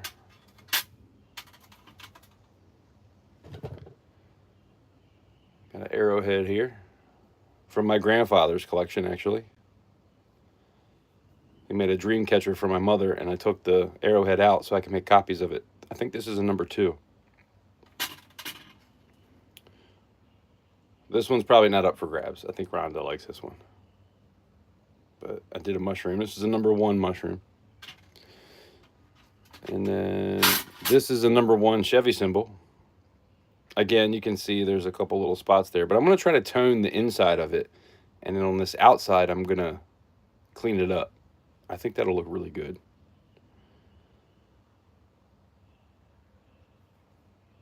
It's hard to not get pinning.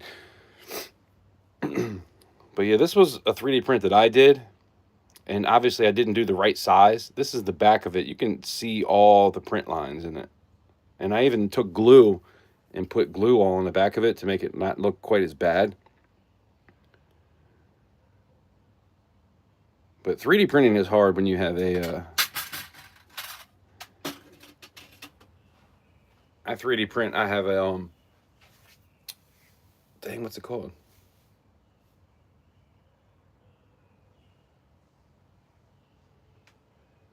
Ender 3 Pro. So it's a PLA. PLA kind of sucks when you're trying to make copies of it, because sometimes you can see there's printer lines. And I don't make anything myself. I always just get stuff off the internet. And when you get it off the internet, it's a certain size. So when you try to change that size in Cura, sometimes the print lines will show up really bad once you change that size. And I've definitely noticed that happen quite a few times.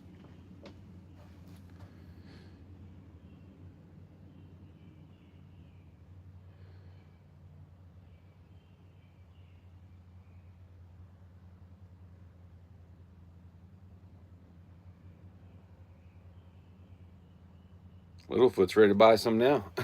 Yeah, I put everything in the auction. I have an auction every couple weeks.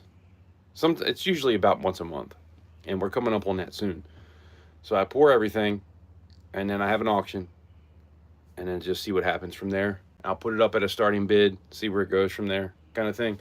So anytime I sell stuff outside of the auction, which isn't very often, it's always going to be more than what I would put it up for in the auction, because I don't know what could happen with that piece. So it's pretty rare that I sell anything outside of an auction.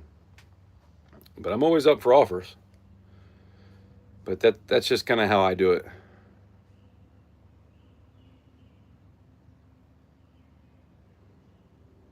Actually, GSA, they're not even a grading company. GSA, so you can send a GSA out to a grading company, like PCGS or NGC, and they'll grade it for you in the case.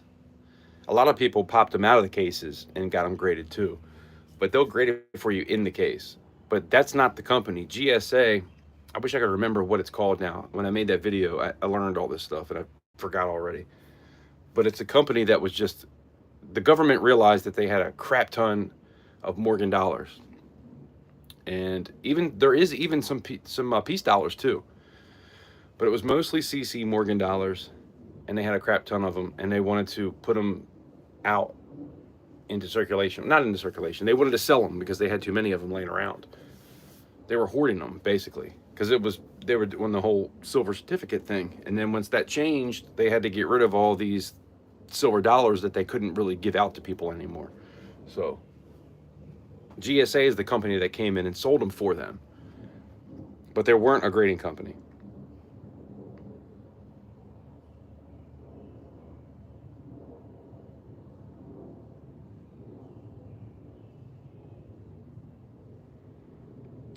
Yeah, they're in old government cases. GSA is the one who cased them. And I can't remember the damn name right now. I got it written down somewhere. I'm so bad with my memory. But, yeah, they were just a company that the government reached out to say, hey, we got all these dollars. Can you sell them for us? So they did a thing in a newspaper back then where they would sell them for like just a few bucks too. It wasn't even very much when you think about what silver goes for now, and especially what Morgans go for now.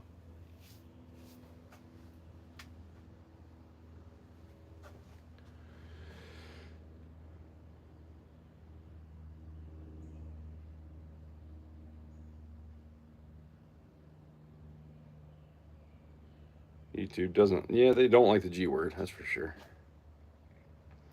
But you know what's funny is I can show something like this. It's in my hand. I can show it, right? They ended my live stream because obviously it was up for auction. So I get why AI wouldn't realize what's going on. That's why I started to word things differently and be careful.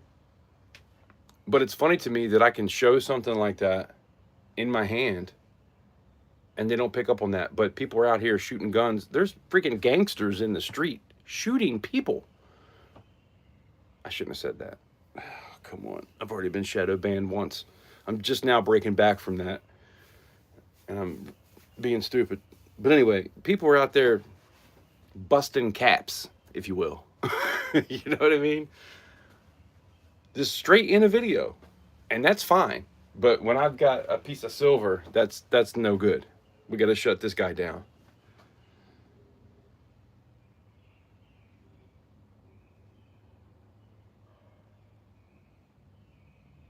You mean trying to figure out how much silver will go into 3D print? What do you mean, FG? I tend to run my mouth too much, and I'm so far back in the comments, I don't even know what we're talking about anymore. I'm sorry. That's why Rhonda keeps telling me you need to have me up here. I know.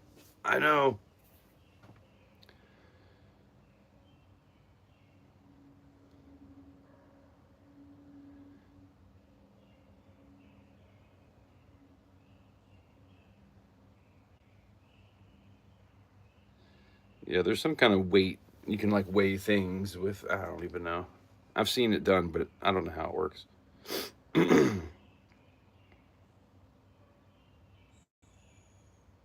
Crazy mad scientist. Love you, Rhonda. I don't know who you're talking to, but I love you.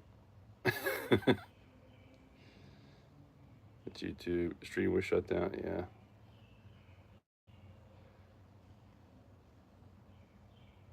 Yes, Littlefoot. They will be for sale. I'll have an auction. Make sure if you're not subscribed, subscribe and hit the bell so that you know when I post a video, letting you know when the next auction will be. I was kind of trying to shoot for tomorrow, but I just don't know if I'm going to have enough ready for tomorrow. So I might have to push it back 2 weeks.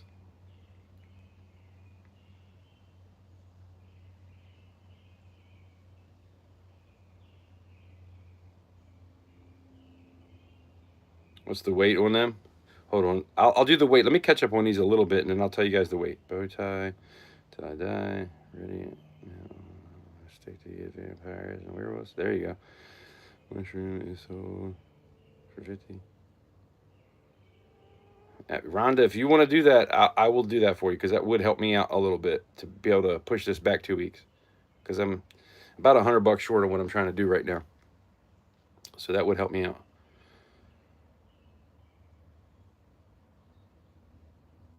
.3D prints can be tricky. Yep. Great thing. I think government services agency. Yeah, there you go. Government services agency. I think that might be it. There you go. I bought one. $15. There you go. Administration. Yeah, that might be it. There you go. Wasn't uncirculated on plastic. Okay, get the mail. Oh, I forgot about that. Yeah, I'll get there. Hold on.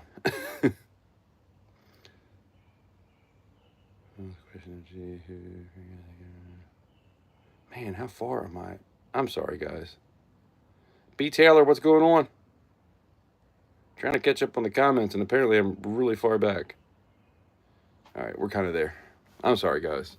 I'm dyslexic. I don't read that well. You guys know by now. Anyway, these are the crosses. These are all about 1.22 ounces. I did a couple of those. We did a couple tonight. We'll do the new ones. 1.22. Still got to be cleaned up, obviously. 1.34. 1.39. And these are copper. And they will not only look like this, but better, because I'll throw them in a tumbler. And we got these two. And then this one that was kind of a heavy pour. And then the mushroom. Wait, that says point. Hold on, let's change that. 0.69 ounces for the mushroom. That I think is not going to be in the auction. 0.94 ounces, Troy, is the MP5.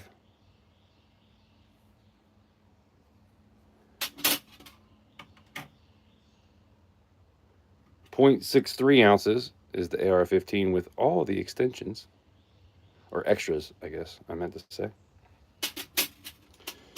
Then we got, I think this is like 11 grams. The shotgun. 9.7 grams for the shotgun. So a micro pour. And let me tell you, micro pours are not easy to do, so they're not cheap. Just saying. And then we got this bad boy right here. 10.9 ounces. I mean grams, I'm sorry. 10, you know what I'm saying. So this is 29 grams, so this is a little bit under an ounce too.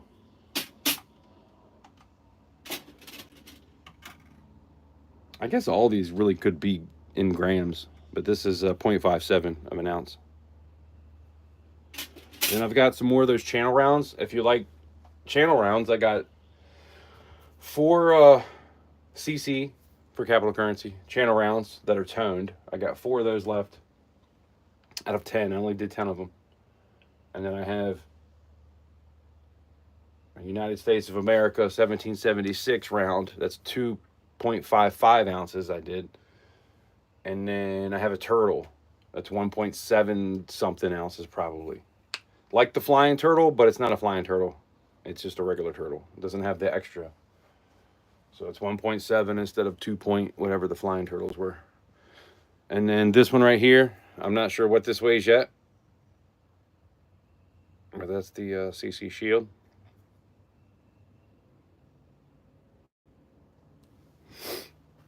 Yeah, a lot of cleanup on the little stuff, let me tell you. That's like this one. I even had to drill a hole through the freaking trigger just so it had a hole there. Because it didn't look right without the hole. But hold on, let me go grab this thing. I want to open this up from Cartier. Give me a second.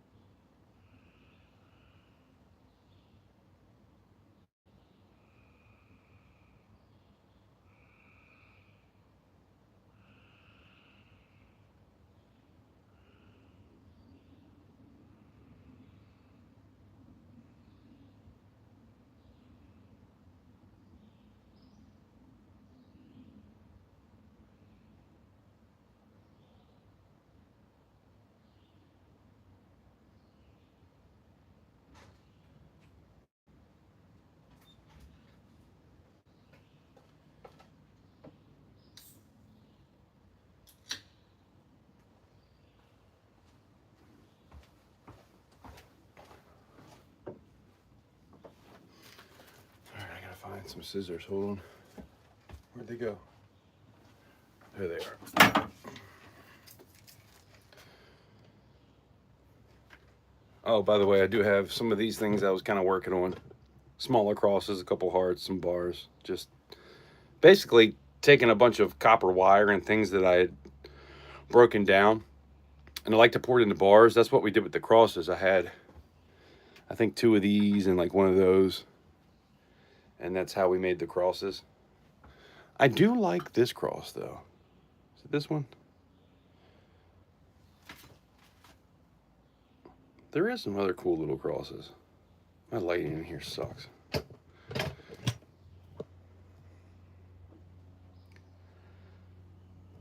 It's just kind of attempting to pour a few things. I was planning on melting these down anyway. I still cleaned them up just because.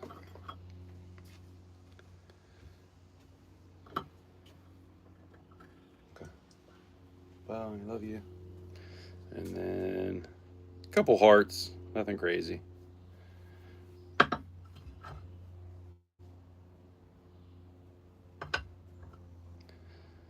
Basically just trying to make weight with pieces that I could grab when I want to go make like a sand cast. It's all like ready to go. So a lot of that stuff will be melted. But if anybody's into it, I mean, I'll definitely put it in the auction, but just saying.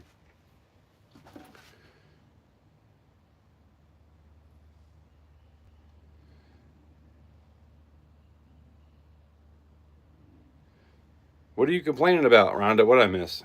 Damn it, I'm always missing something. And quit making scarabs because it's too much work. You got the scarab from me, right?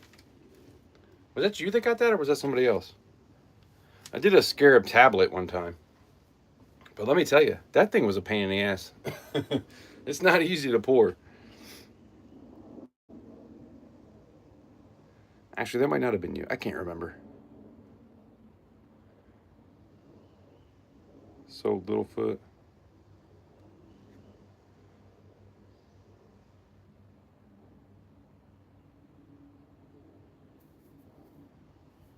Reckless showed up at my live last night. Showed the 2 Reckless pieces I got from you. Who are you talking to?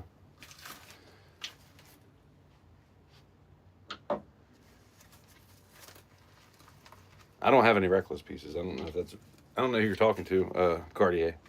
But that wasn't me. I've never owned anything Reckless. I do love the name, but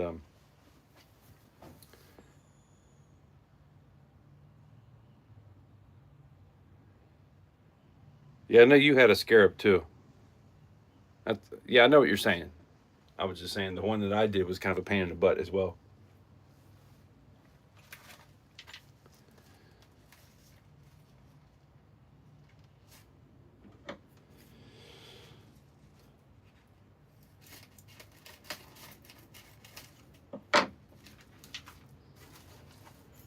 All right, let me get into this thing.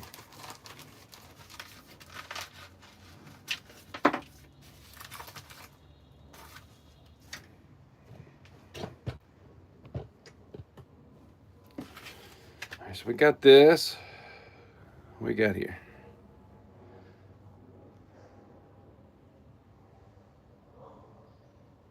Too close. 1864.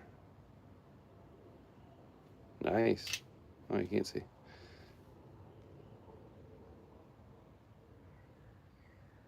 $1864 Indian head. I love me some Indian head. Wait, that didn't sound good at all. That's not what I meant. I love me some Indian head scents. Come on, guys. Get your freaking head out the gutter. And then we got Cocktails and Coins. Make sure you go check out his Cocktails and Coins. Him and his buddy Jeff. And then a couple Cartier silver stickers. Nice. Appreciate it. And then check this out. Not a big drinker these days, but you know, maybe I'll use it for something. That's pretty cool.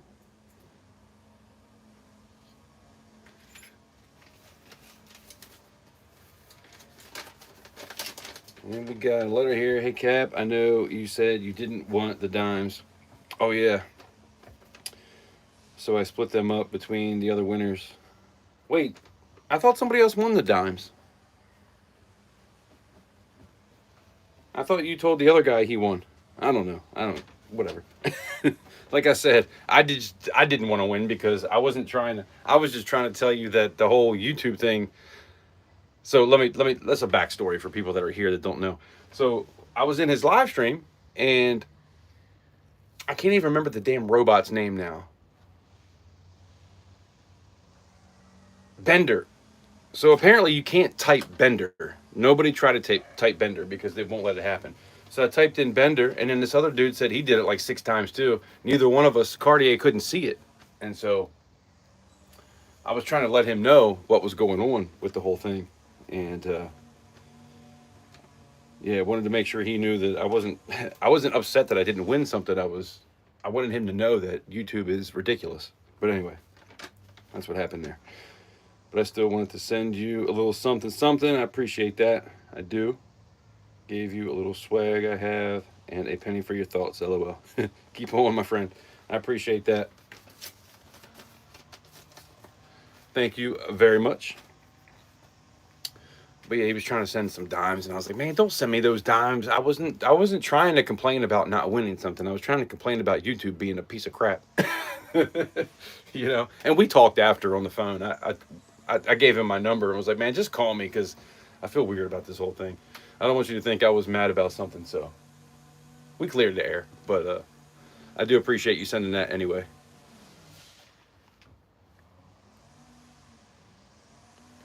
But yeah, apparently you can't type Bender for some reason. I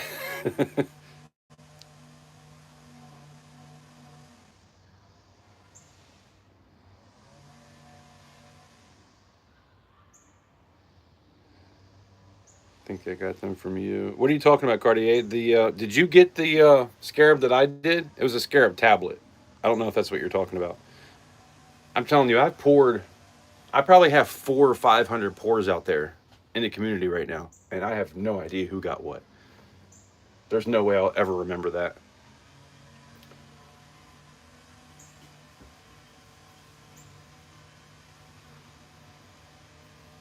But if you're talking about something you got from me, I do appreciate it. Don't get me wrong.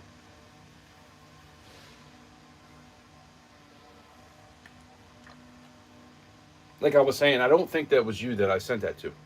I think somebody else got that. I think you were talking about it. I think you said you liked it in one of the Thursday pour days. And then I don't think you were there for that auction. So, yeah. I'm probably wrong about that, but that's what I'm saying. I never trust myself on where my thought process is. My memory is so bad, and so many people come through. It's hard to keep track.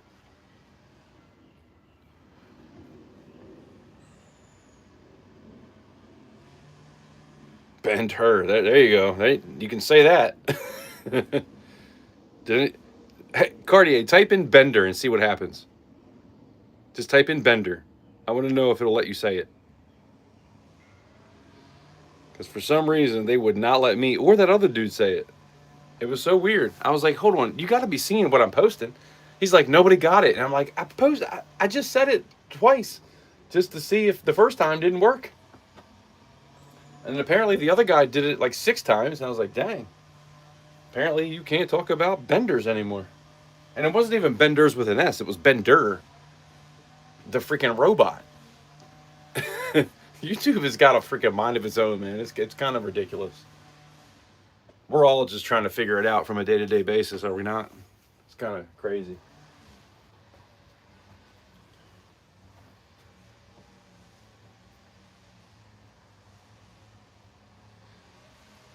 Won't go through. Yeah, what's up with that? That's so weird. Oh, this message is held for review. Let's see what that is. Okay, Rusty is a little... Rusty, you're a little too much, buddy.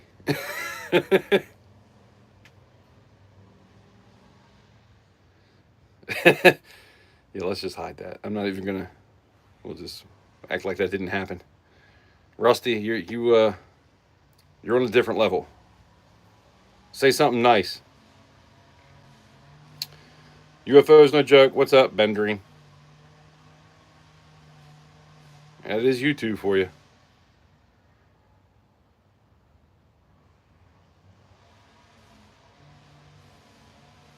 There you go, Littlefoot. That's how I should have typed it.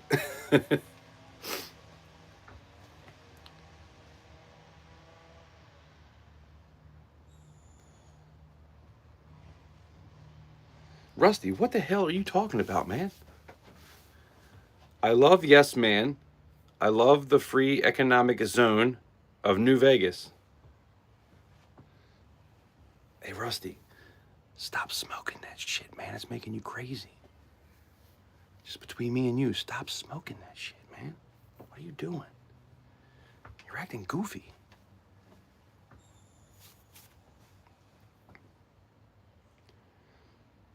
That review was legit. Could be because I was so new to live streaming. Yeah, maybe. Who knows? They shut me down pretty early on too, so it happens. You'll never figure it out. That's the thing.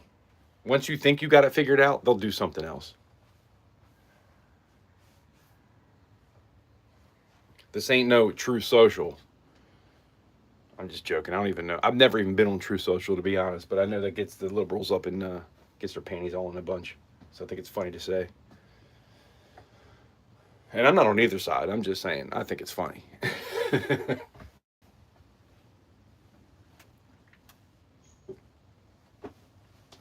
Some people just can't control their panties, you know?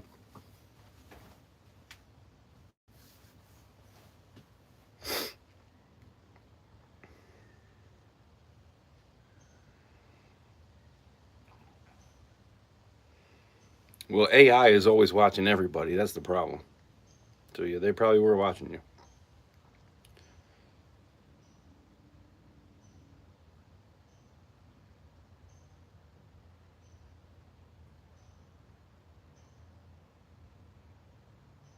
Damn, Rusty's from the future.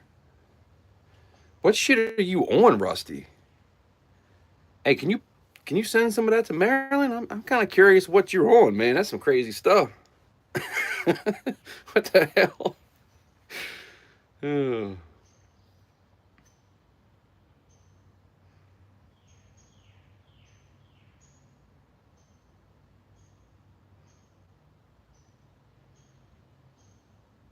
Man, that dude is on something. I don't know what it is, but it's something.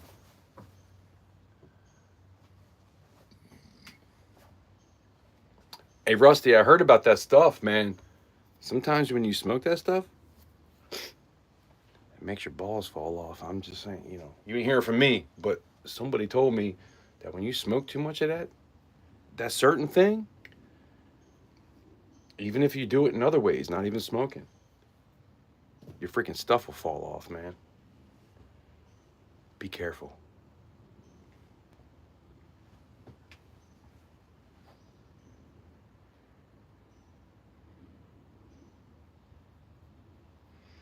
Oh god, we got another message hell for review. Don't be messing my channel up, man. I'm trying to have fun with you, but you're starting to kind of get on my nerves a little bit. I'm just gonna say,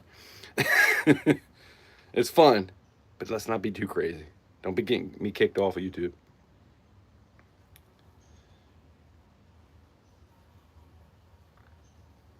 Yeah, you can't say that. I mean, come on, man.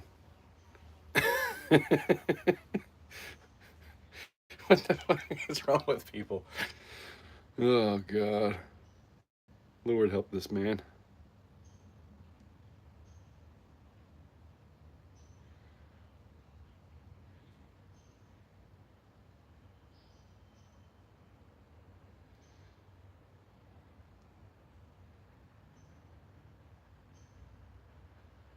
Oh shoot, now I can't see it. I was gonna block him, but just because I'm not trying to get kicked off. Hey, I like a good funny conversation every now and again, but YouTube they have no sense of humor, so it is what it is.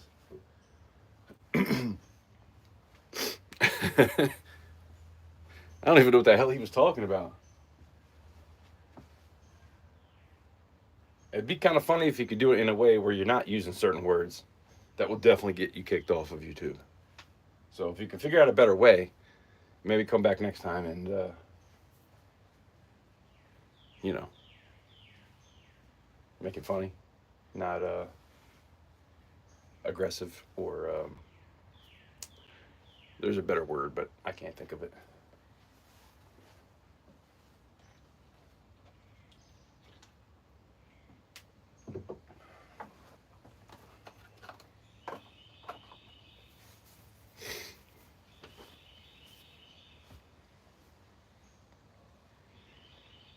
Oh, I noticed there's 10 more diamonds. There's 20 diamonds now. Who did that?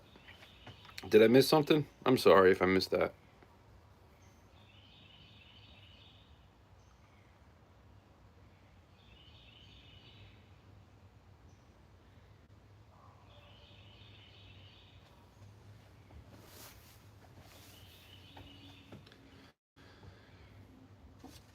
Dude, I think he was about to start talking about. Never mind. I can't even. I don't. You don't even know what you can say on YouTube. That's ridiculous. What the hell happened to free speech? He was talking about bisexual robots or something. I'm like, what the hell? Then again, if I did have a robot, I could probably do more with him if he was bi. You know, you can get him out there a little bit more, make him do more stuff. You know what I mean? Whatever it is you do with a robot. We're going to find out soon enough, I can tell you that much. Within 10 years, we're going to have robots. People are going to be having robots as parts of the family. Just like a dog is now. It's happening. The freaking Jetsons is coming. Be ready.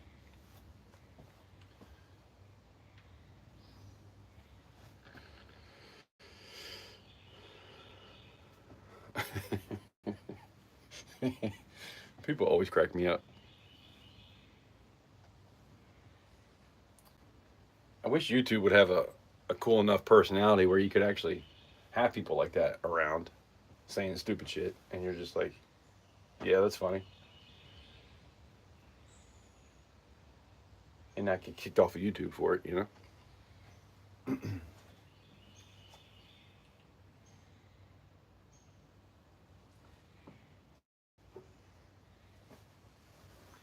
This one time at band camp,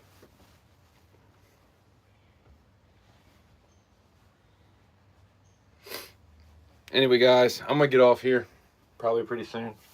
Unless you guys want to pour something else. I mean, there's 13 of you here. We got 25 likes. By the way, if you haven't already, double tap the screen for me. It's free, and it means a lot. It helps me in the algorithm. If anybody wants to pour something else, we can definitely pour something. Maybe do a couple more copper crosses, or I could even go inside and start a whole new sandcast. I'm down if you want me to do it, but you gotta let me know right now.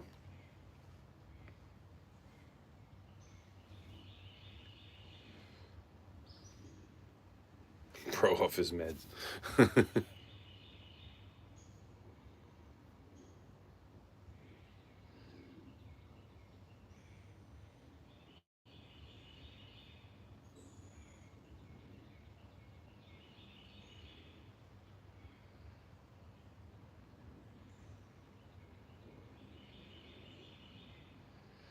Cartier, that's fine. There's people that shoot guns at other.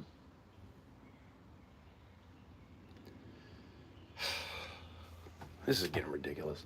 There is people that do the G banging on video and post it all the time. I've watched it. And that's fine. Having a gun, why'd I say the G word? Having a pew pew hanging on your wall is not going to be a big deal. There's people that clean guns, there's people that shoot guns, there's many channels that do that sort of thing. So, like, it's not a big deal to, you know, have something around. I'm telling you in my experience, showing you what I showed you earlier, because I'm trying to sell it as a pour, because it's obviously it's not real, but the AI doesn't realize that it's not real. So you got to be funny with that. But that's the only kind of real inconvenience I've had, I guess. I've talked about stuff, and I've definitely noticed twice now that I've been shadow banned. That's definitely happened. But there's so many channels out there that that's all that they do is shoot that kind of stuff, you know? So, like, why are they getting on us about it?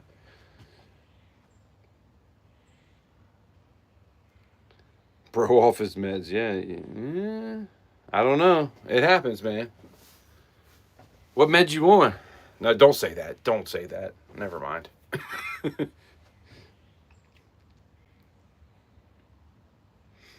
Bandcamp. Call you soon. I will call you soon. Back to work now. Catch y'all later. All right, FG. Appreciate you stopping in. Doug Harding's in the house. What's up? Doug Harding is playing the flute.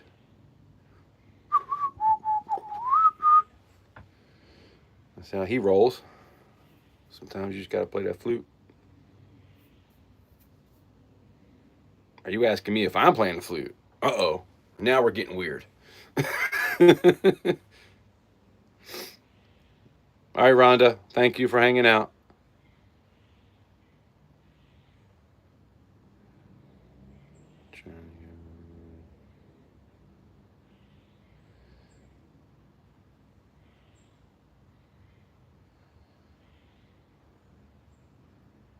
You're not answering.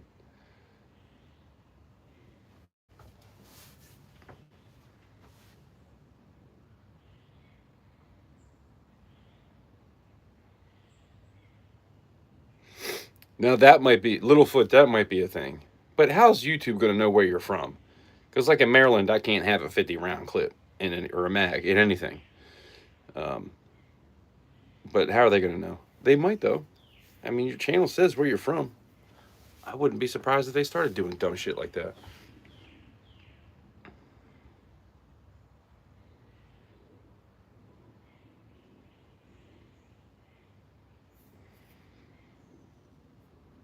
It's a redhead with a big old booty.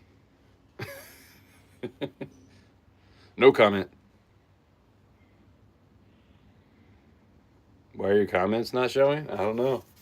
I saw your comments.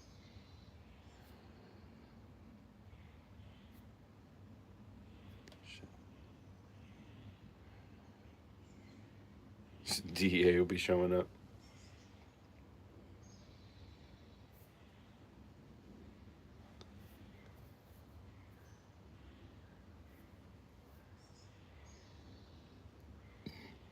There you go, UFO.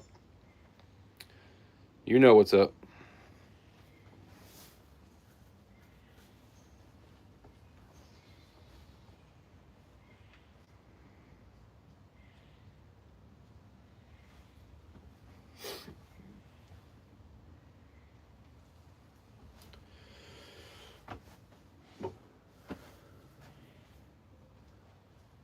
Alright, so we got a couple of these crosses here. Just copper, nothing crazy. What's a good price on something like this? What would anybody be willing to pay for a capital currency pour of a cross? 1.2 to 1.4 ounces.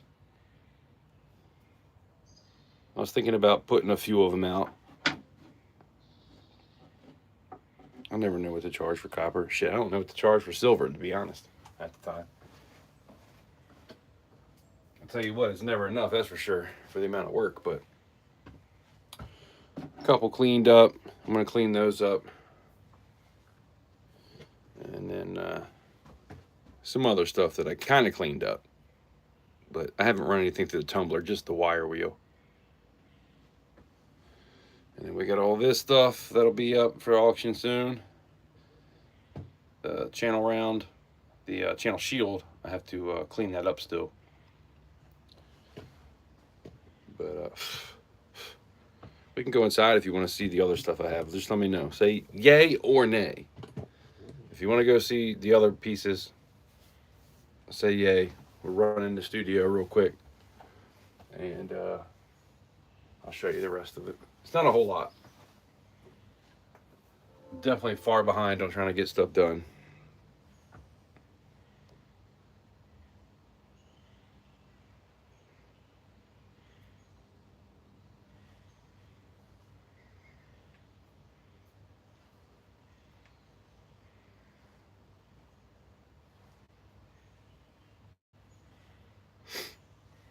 Yeah, Cartier, that's what it's been about for me for a year.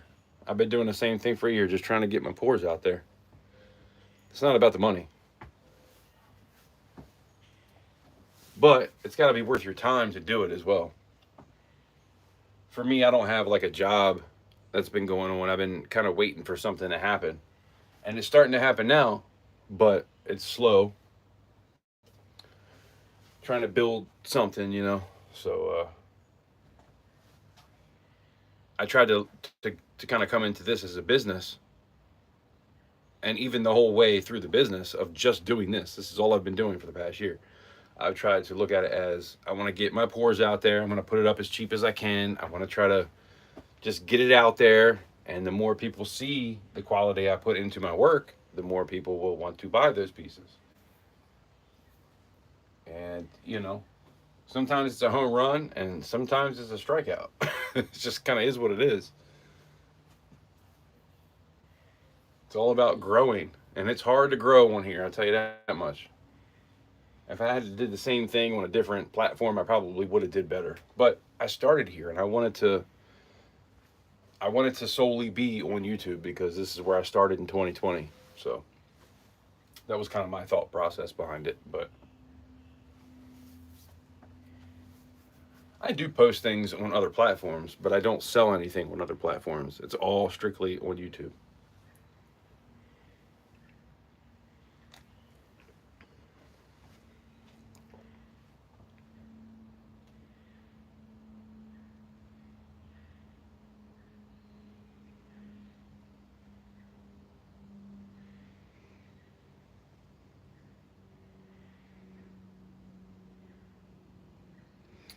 Yeah, that's for sure. Don't get in. If you want to get rich, don't get into pouring.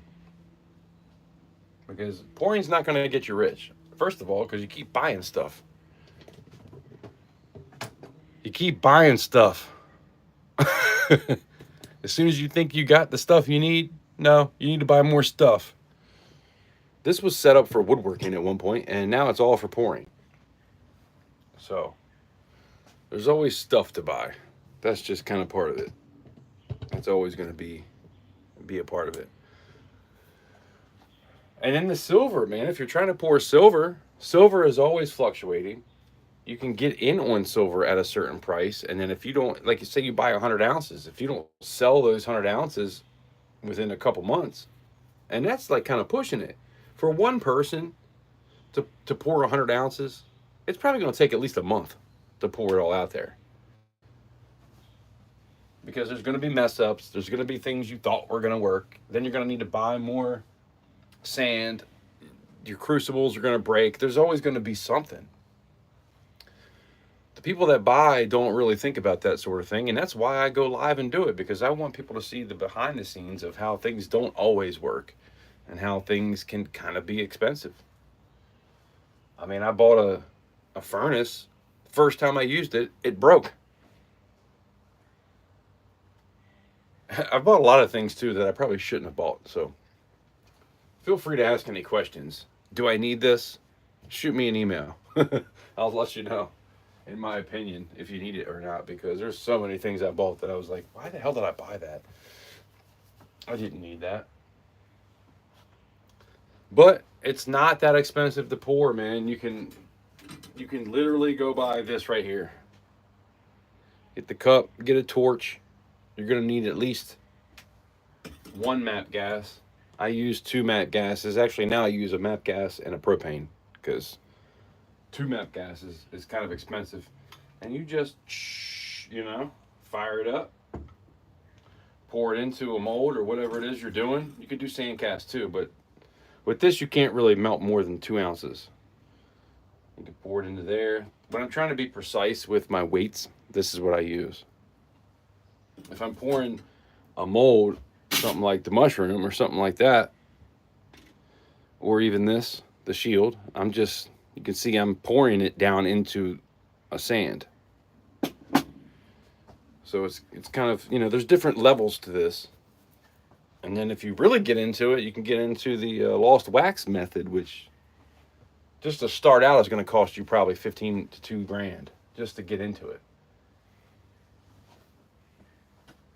Which I would love to do, because those are really the pieces that I want to make, but I don't have the capital to put into it to start. So that's what I've been doing, is trying to build it into that. But it's hard out here, man. Especially when you do it, if you're trying to do something once a month, it's hard to get people coming back. You can pour some stuff and have an auction, and everybody wants to show up for you for your auction. Everybody wants to show up to support you. But to keep people coming back is really hard.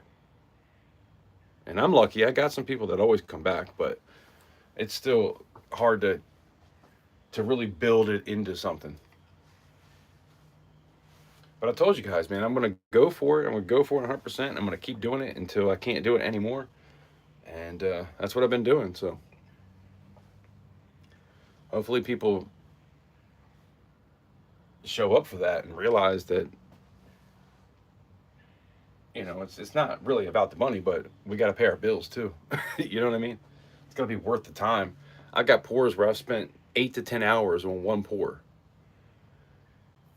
You know, so that's why certain things get put up for more than others, because the time you have invested in it, you got to get your at least the money for your time, which I can tell you, half the pours that I've sold, I've been doing this for a year, half the pours I've sold, I have not got my time out of.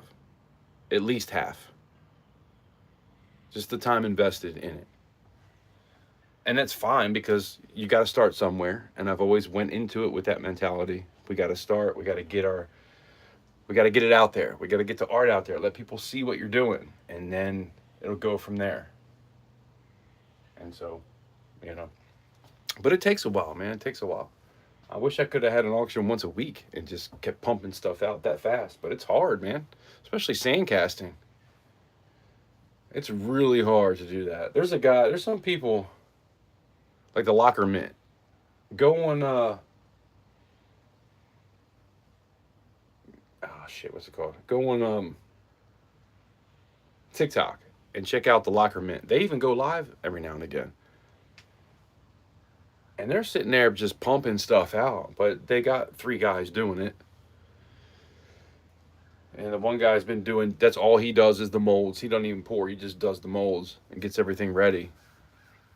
Most of the time, sometimes it pours too, but he's just so good at it and does the same thing day in and day out every day. It's hard to get to that place where that's what you're doing.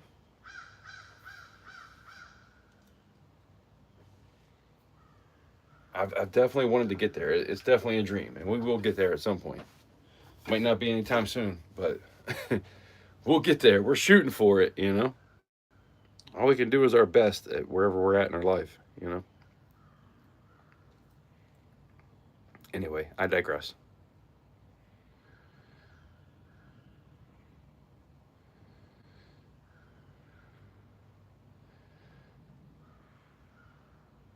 Yeah, you're right, Cartier. When you think it costs, you're barely making a few bucks, that's for sure. I've lost money on pours. What are you talking about? I've lost money on pours quite a few times.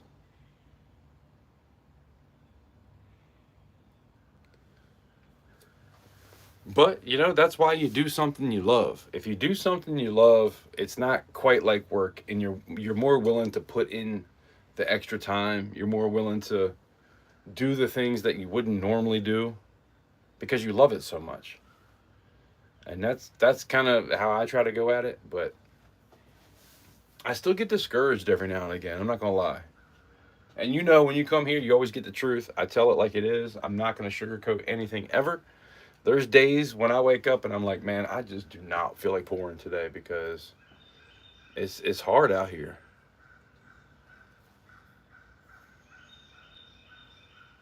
Especially after an auction where there was like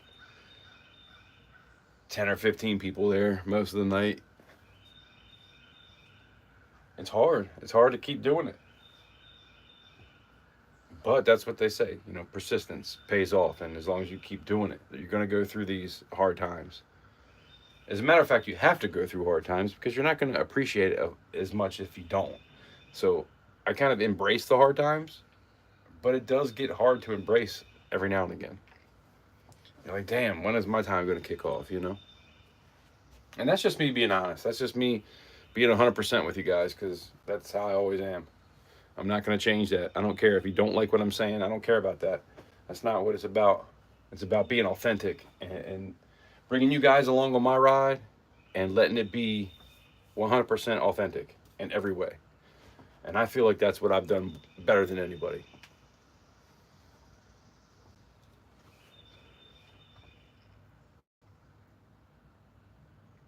Let's jam. What you trying to do, UFO? We about to go play some drums or guitar? Because I got that too.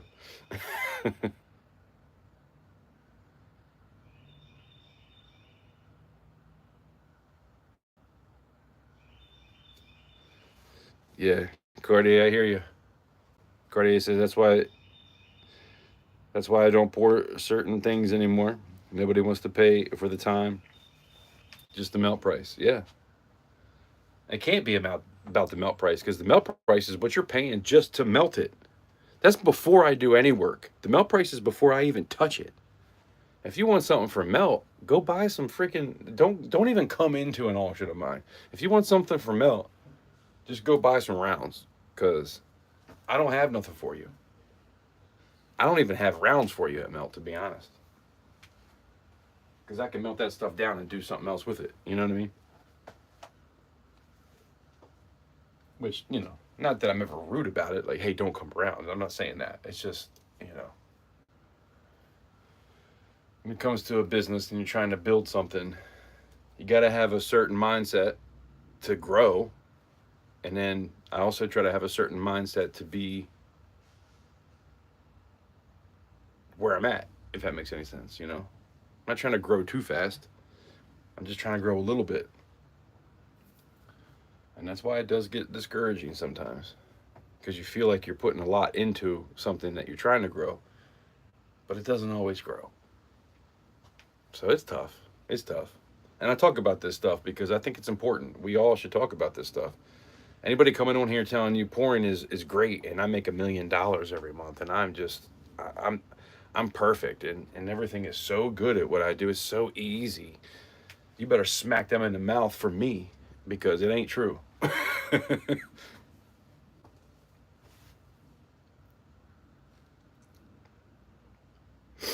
4 hours? Psh, Cartier. Come on, 4 hours. Child's play. 4 hours. For real. That's what I'm talking about. I've done live streams, right? Where I've done auctions that last 8 to 9 hours because I'm just trying to sell my stuff. Trying to make enough to make it worth it for me to do it. So it is tough. It's tough, man. I'm not gonna ever lie about that. But when people show up and they bid everything up, man, it always makes it worth it. It always makes it worth it. It's kind of like being on stage and playing guitar or drums or DJing or something like that, Being on stage, having people bid on your pours, the hard work that you put 5, 6, 7, 8 hours into, having everybody bid on that, it really is kind of like a high where it's hard to go to sleep at night. I'll be honest. I've been through that a couple times. Not a whole lot of times, but there's been a few times where I've been like, man, that was freaking awesome. And it's just like being on stage.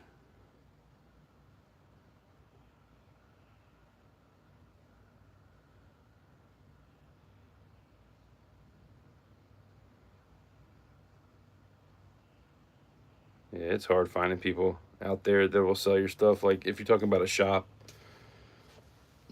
I haven't found anybody that wants to sell anything in a shop.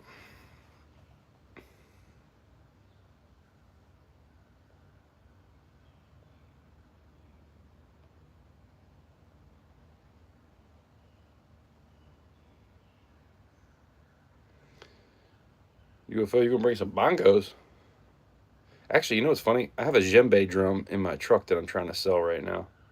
I gotta sell that thing. Got a couple guitars I'm gonna sell. I've just got way too much equipment, musical equipment. So I'm trying to downsize a little bit.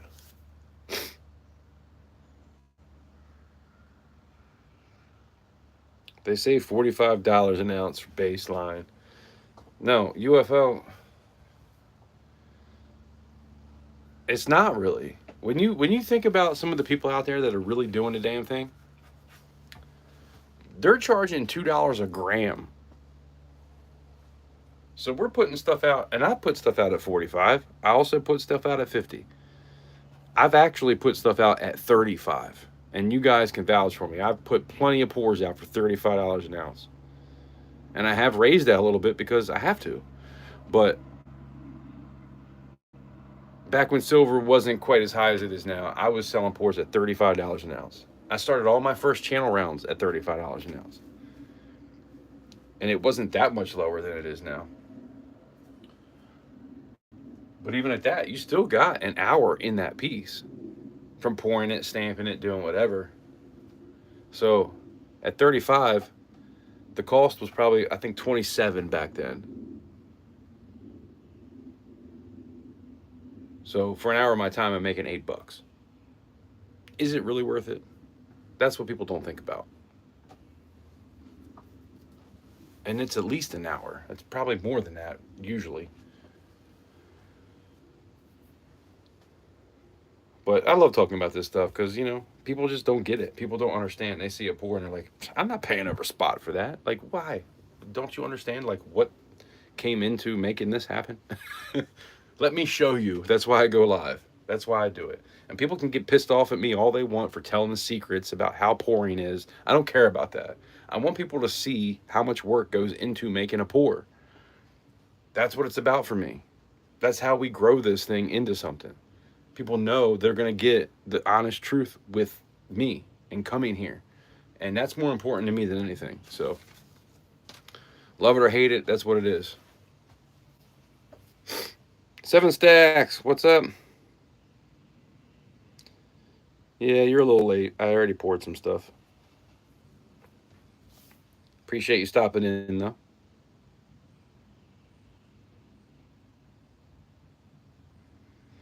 Yeah, Cartier, it's kind of scary to do your own auction.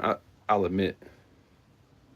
There's been many times where I've been like, man, I just don't want to do it. Even with just going live some days, I'm like, oh, crap, I got to go live today. I don't know if I can do this. I don't know if I can do this. And I talk myself into it, man. There's so many days where I have to talk myself into it and just do it. With a live stream, it's a little different because I usually try to tell people at least a day in advance or the same day, hey, this is happening. And usually I have to do it because if I don't do it, I don't have any money. So I kind of have to do it. But that's just me. Everybody's different. Everybody's situation is different.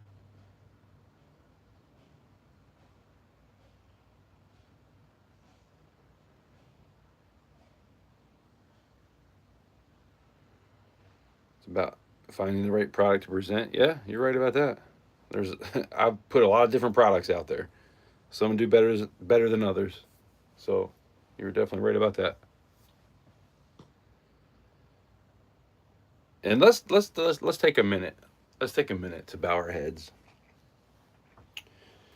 and have appreciation for the fact that 7 Stacks has 31 capital currency pours. Let's take a moment of silence.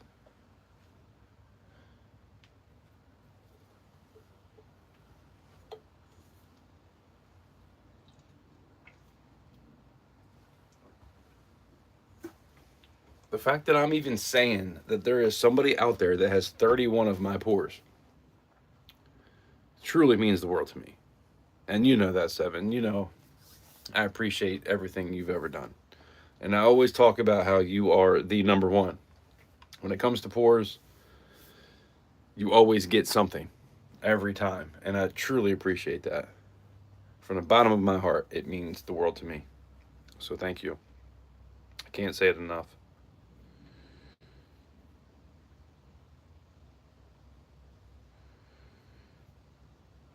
You need to have a big enough crowd for the auction. Dude, you've been getting good crowds. What are you talking about, Cartier? You're good. If you do it, the people will come.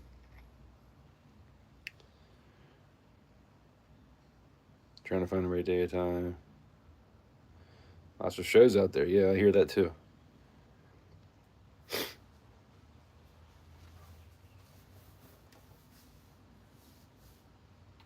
Yeah, you got to not think about whatever else is going on. That's why I try to do things on Fridays because I don't really know too many people to do things on Fridays.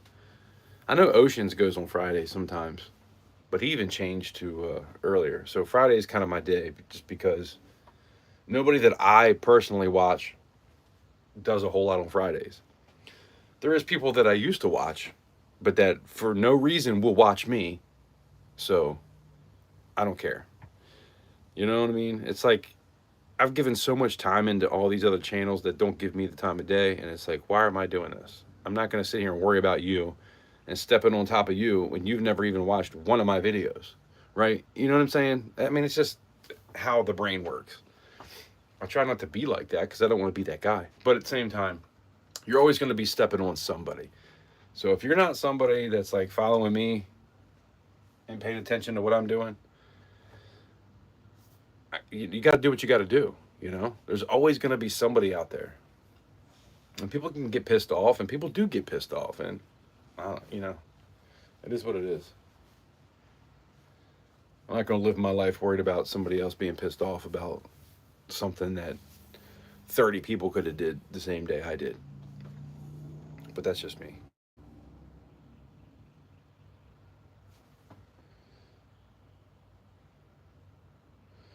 $45 over a year ago. Yeah, it's definitely went up in a year. But I'm just saying, I will put pours up for 45. But I've even went all the way down to 35 many times. That's all I'm saying, UFOs. But really, I should be charging probably 60. From the other stuff that I've seen out there, from what I'm doing to what other people are doing and what they're charging, I should be able to charge at least 50 to 55. But I never do because I'm trying to get my art out there. I'm trying to grow this into something.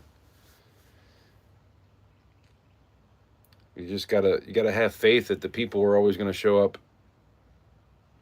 to be there for you, you know? And it's hard. It's scary sometimes.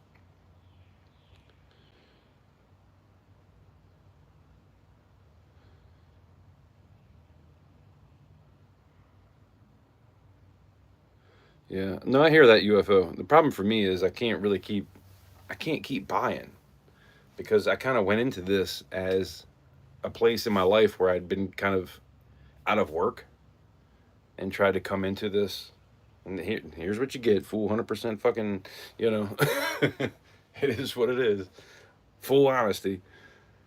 You know, I was kind of in a point where I got laid off and was trying to make this a business and trying to see what I could do with it because I had a YouTube channel and I loved pouring, I loved coins, I loved all that stuff. And it's kind of in my DNA. And so, you know, you try to build it into something. And that's where I've been. And I've been able to pay my bills, but I haven't been able to buy more silver. And that's kind of the dilemma I'm in now. As it's not profitable enough to make. If I was doing it on the side, if I had like a full-time thing, which I should have here soon, I'm working on that. But I went into it as, let me see if I could build a business, right? But it's really hard when you don't have a lot of capital to kind of put into it. So it's been a very slow process. But like I said, it's been enough to pay bills for the past year, but I haven't been able to buy more silver. And that's kind of why I keep melting down my stack because, you know, I know where I bought everything was from reputable online dealers. I know it's all good stuff. I only melt down things that I know came from a place like that or shot. And there's definitely quite a few 100 ounces I've put out there into the community. I haven't added it all up in a while, but it's got to be at least probably 400 ounces, maybe even 5. Because when I think about that stuff, I always go low on it. You might be in between, we'll say 450, probably 450 ounces of silver I put out into the community. And then some copper too. I was going to do gold, but I never got around to it. I sold the gold as shot like a dumbass instead of pouring it. But, you know, it is what it is. Who knows how that gold would have turned out. And it being in shot, I know it's pristine 24 karat gold, so I'll let it go like that. But the whole point is, I'm going to be doing some other stuff here soon, and I plan on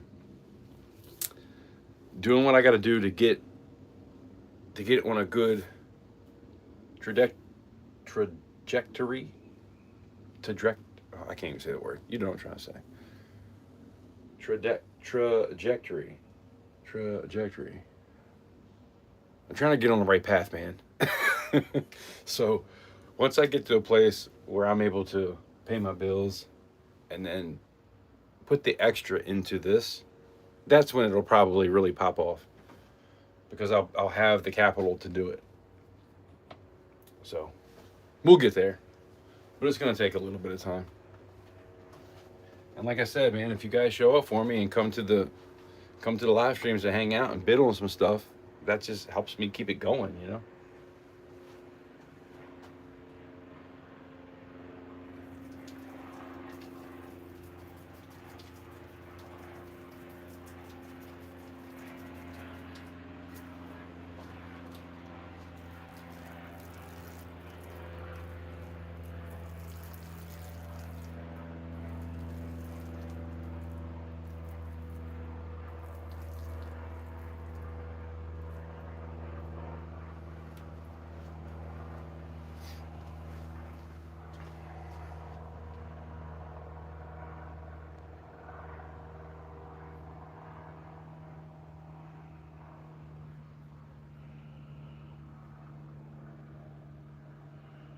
Cleaning videos. Yeah, I've done quite a few cleaning videos, to be honest.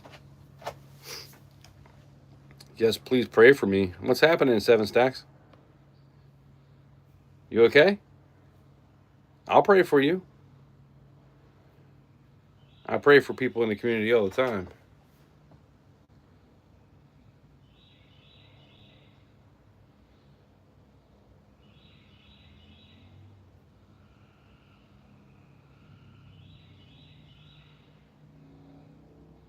What's done, Dremel? Says he roll and wipes out your pour. Bam, melting pile? I'm not sure exactly what you're saying there.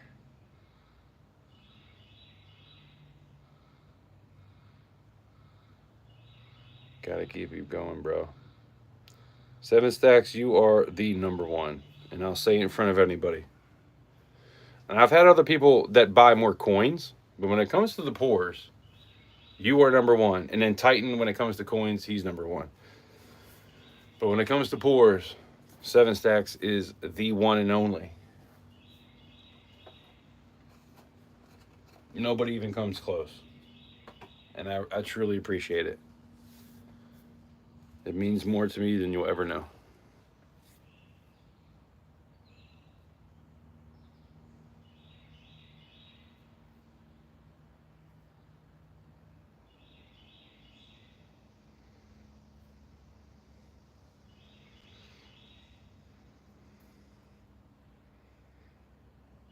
Sunday night.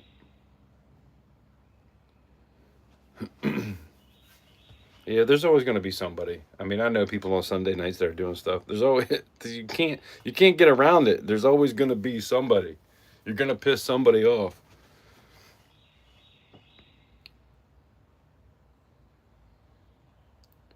That's why I worry about who follows me. I'm not worried about pissing somebody off that doesn't even give me the time of day or follow me. So, you know, find out who your people are.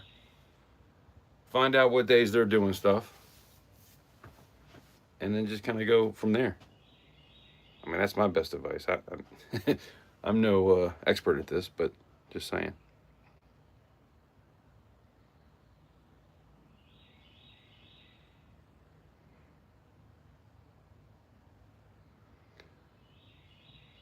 Commenting on my comment.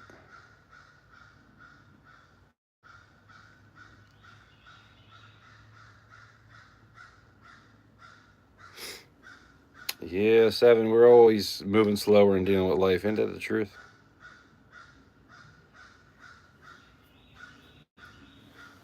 Seems like the older I get, the slower I move.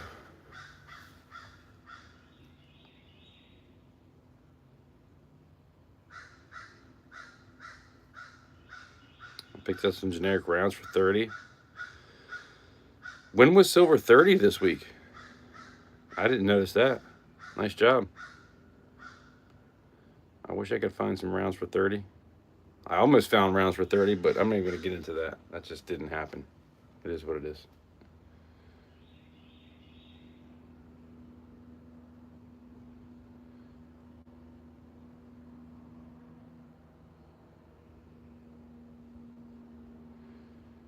No, Rhonda, if you want it, it's yours. I know you want the number one. It's all good. I'll make another one. If you're willing to pay 50, it's yours.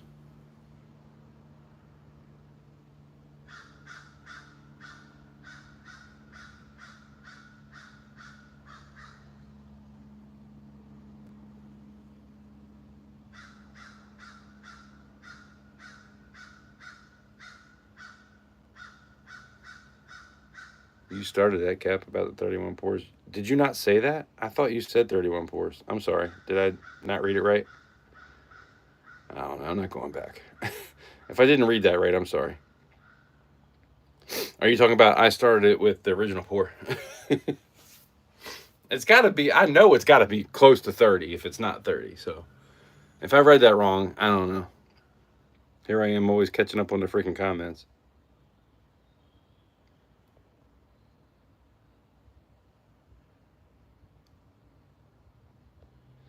How many ways are there to be one? Not too many ways to be one, that's for sure.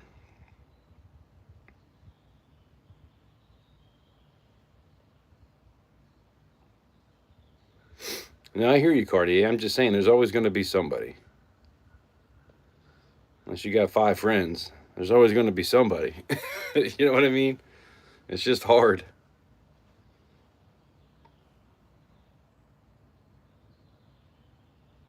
You're doing good, though. I mean, you probably get as many people as I get in my stream. And look how many subscribers you got to how many I got. People, they don't show up. So you're doing good. Just keep that in mind.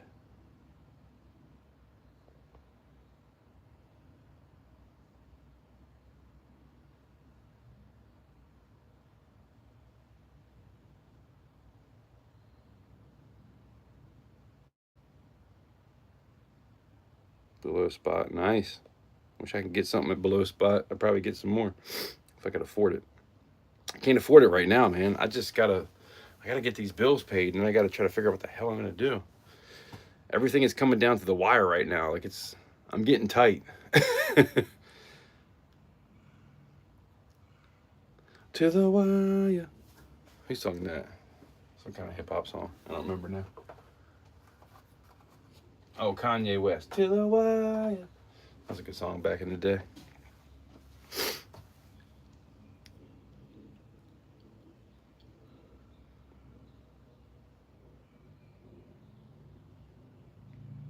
Oh, I started the prayer for you. No, I thought you said pray for me. Man, I really don't read very well. I thought you just said pray for me. I'm sorry. I don't know what the hell's going on right now. I'm just here. I'm just here for the party. You guys let me know what's happening.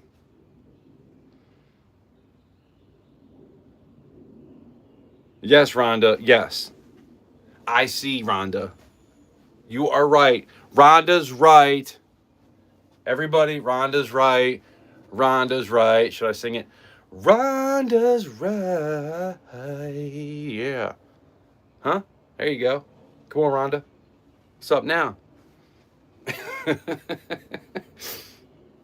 Y'all are making me freaking crazy up in here.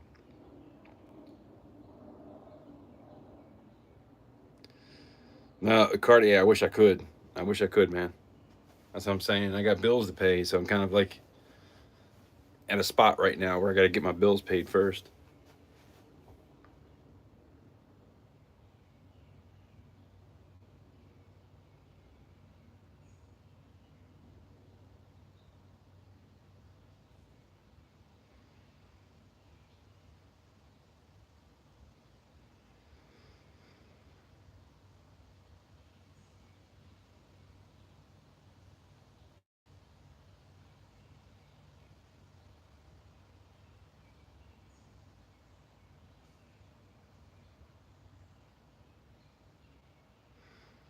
You started a prayer for her when you what? When you started buying your pours. Well, I'll tell you what, I'm going to pray tonight that 7 Stacks buys 3 more pours for me. Just saying. 7 Stacks is going to buy all the pours. I pray it right now. It's like, I'm just joking. Don't do all that. I do appreciate you, though. You know I do.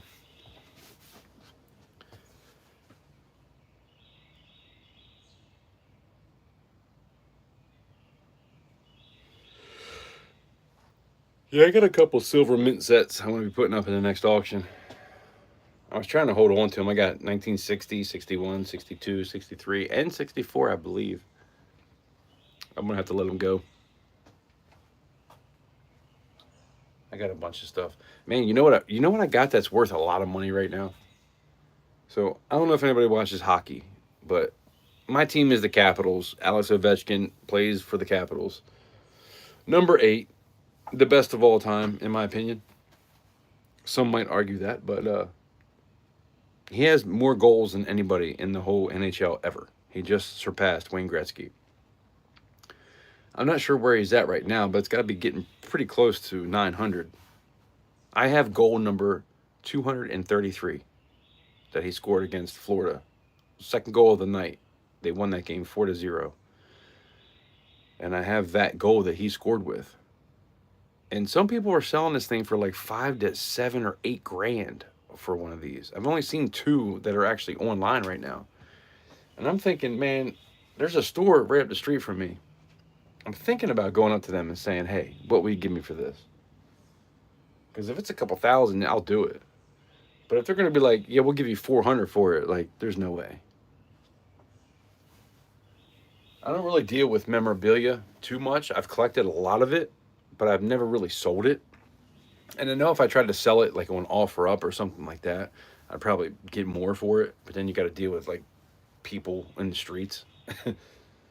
So something that expensive, I'd have them meet me at the police station anyway. But you know, just one of those things. People are flaky when it comes to that. I've tried to sell things many times, and I've never had anybody like not show up once they say they're going to show up. But I've had people show up and say, hey, do you accept Cash App? And I'm like, what the fuck? Why am I going to accept Cash App? Is that, I'm going to OfferUp right now. Would you not, why would you not bring cash? Why would you not ask me before we met, can I pay with Cash App? You know what I'm saying? Like, no, go get some cash, fool. What are you thinking right now? So that's happened a few times, a couple times, but anyway. My phone is seriously about to die in a minute, so I'm going to have to end this soon.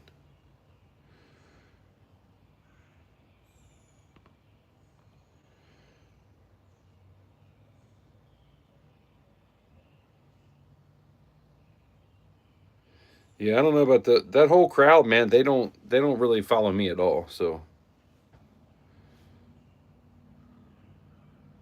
I don't really know. MLZB, I know him from back in the day. I know all those people from back in the day, but none of them follow me at all. So I don't think about that side of things. I've reached out a few times and they don't really, you know. I'm not saying I reached out like I sent a freaking email to somebody. I'm just saying I've been over there, I've commented, I've tried to play the game and don't really get anything in return. So it is what it is, in my opinion.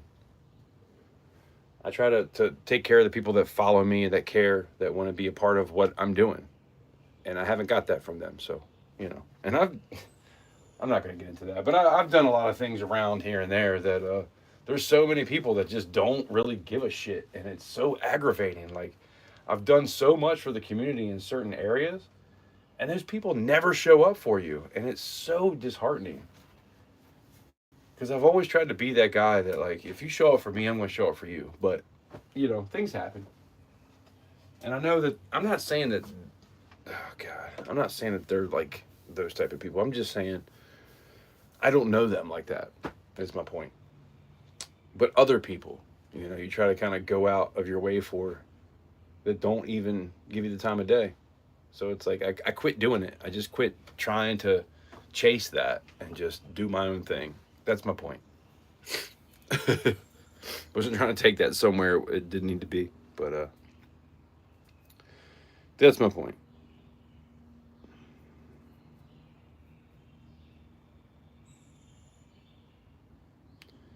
You want to know how many grams are all the PPUs?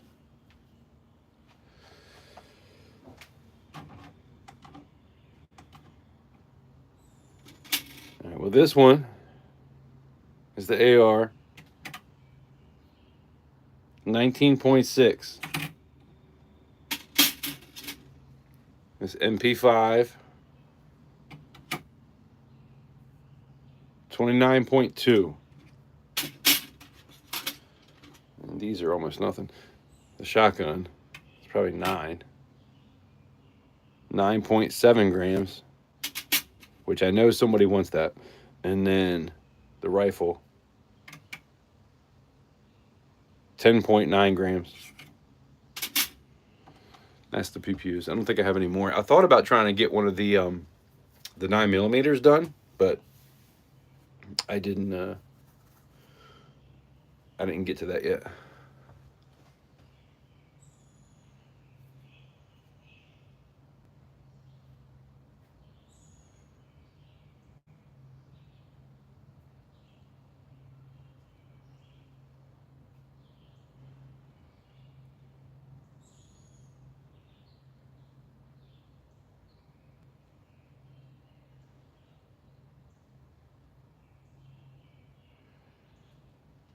Wait, everything on the tray? Or are you just talking about the PPUs? Which I just did, so let me know. My phone's gonna die really soon though, so let me know what's up. So doing 40 plus hours a week. Man, I wish I could get to 40 hours a week, man. I would punch somebody in the mouth for 40 hours a week right now. That's what I'm saying. My cousin, man, he's doing the thing, man. He's starting his own business. I'm gonna be working for him and like, heat and air conditioning, trying to learn a trade. I really want to do it, but the work isn't happening as much as I'd like it to be. So I'm kind of stuck right now in the middle of that. I mean, I know we'll get there. Like he is definitely on the right trajectory. But did I say it right that time? I think I did. But yeah, man, past 2 weeks have been a little bit slow.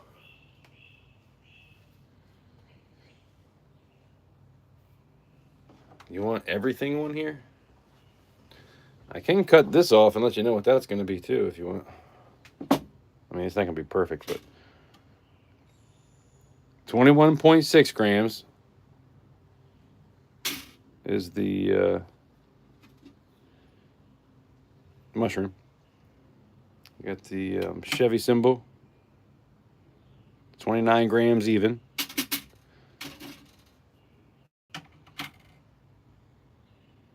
$17.8 grams for the arrowhead. And I just did these, but we'll do them again real quick. The rifle is 10.9 grams. The shotgun is 9.7 grams. The AR, 19.6 grams. The MP5, 29.2 grams. And I'll be honest, that is kind of why I like doing some of these, because they're not as heavy. It doesn't take as much silver, and people tend to pay up a little bit more for some of the smaller pieces. Like that one is 9 grams. That's not even going to be close to spot. So if I can sell a couple pieces like that and people are willing to pay for it, of course I want to keep doing it. But when you do like a big piece that's like five ounces, nobody wants to pay 5 ounces of silver plus $100 it's probably worth for your time involved in it. So I have noticed that doing some smaller pieces are kind of a little bit more lucrative, but at the same time they're 10 times harder to pour. So you gotta be good to do it. But that's where I'm at. Like I said, you're always going to get the truth over here. And that's kind of where my thought process is now. I try to do semi-smaller pieces because you can make a little bit more off of those. Sometimes, not always. It doesn't always happen, but sometimes, if all works as planned, I can make a couple extra bucks off of something that's not quite as heavy. So when you think about having 30 ounces of silver, what should I do in 30 ounces? Should I do three 10-ounce bars? No. Should I do a couple 1 ounce pieces? Probably better. Should I do a couple half-ounce pieces? Maybe. It's just, and I've done a couple half-ounce rounds, that CC channel rounds that are toned. I still got 4 of those left from the last auction, so even those didn't sell that great. And that came with a special sticker. I had a fabric sticker that came with them. Only 10 stickers made, so you'll never get another sticker like that. And I still had 4 of them that didn't sell. So, like I said before, it's hard out here sometimes.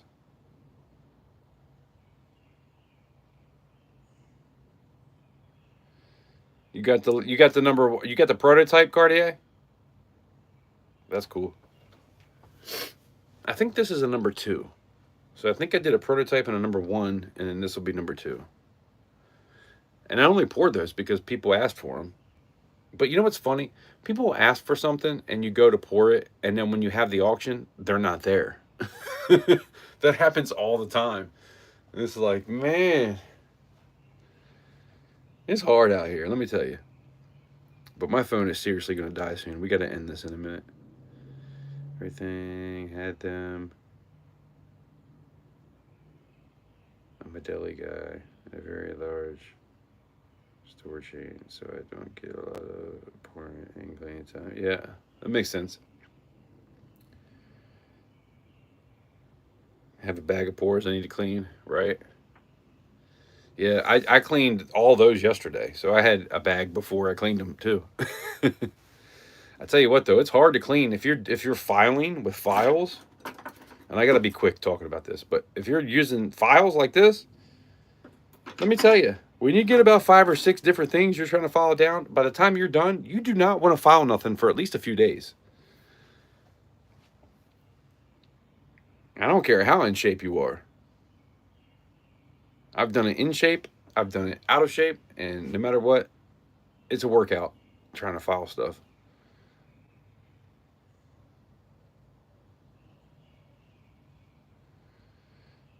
Yeah, that was probably a prototype Cartier.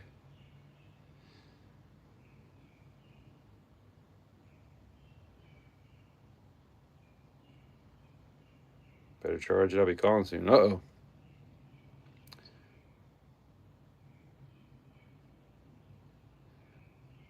Offer a prepaid custom pour party, maybe?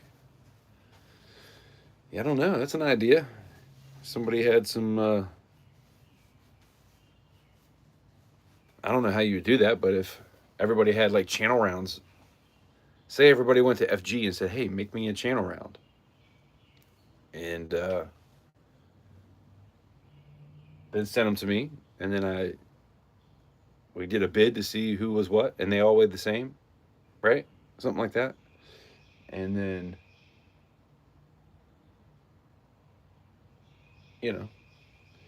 highest bid gets the pour kind of thing. I don't know how else to do something like that, but it's hard enough to try and do a regular freaking pour out here and getting people to show up for you. It's hard, man. But I love you guys. That's I don't want ever.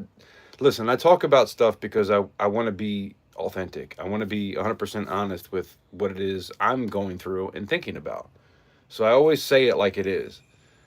I don't ever want that to come across as I do not appreciate anybody that's ever done anything for me, because I truly appreciate the people that show up. It means everything to me, and there's no words that I could ever say to make you understand how I feel about how awesome it is to have some people show up and bid something up on a piece that you made with your own 2 hands, and the hard work that you put into it, and for it to really just show up as, man, people appreciated that. That always means so much to me. So thank you to everybody that's ever even shown up to even put a bid in. I don't care if you won or not, but the fact that you even bid on something, it does mean a lot to me. So I never want this to come across as me being ungrateful, because that'll never happen. I'm always truly grateful from the bottom of my heart. But I gotta always say it like it is, because I told you guys from day one that's how I was gonna be, and that's what you get with me. So I'm always gonna talk about that sort of thing, tell you about the struggles.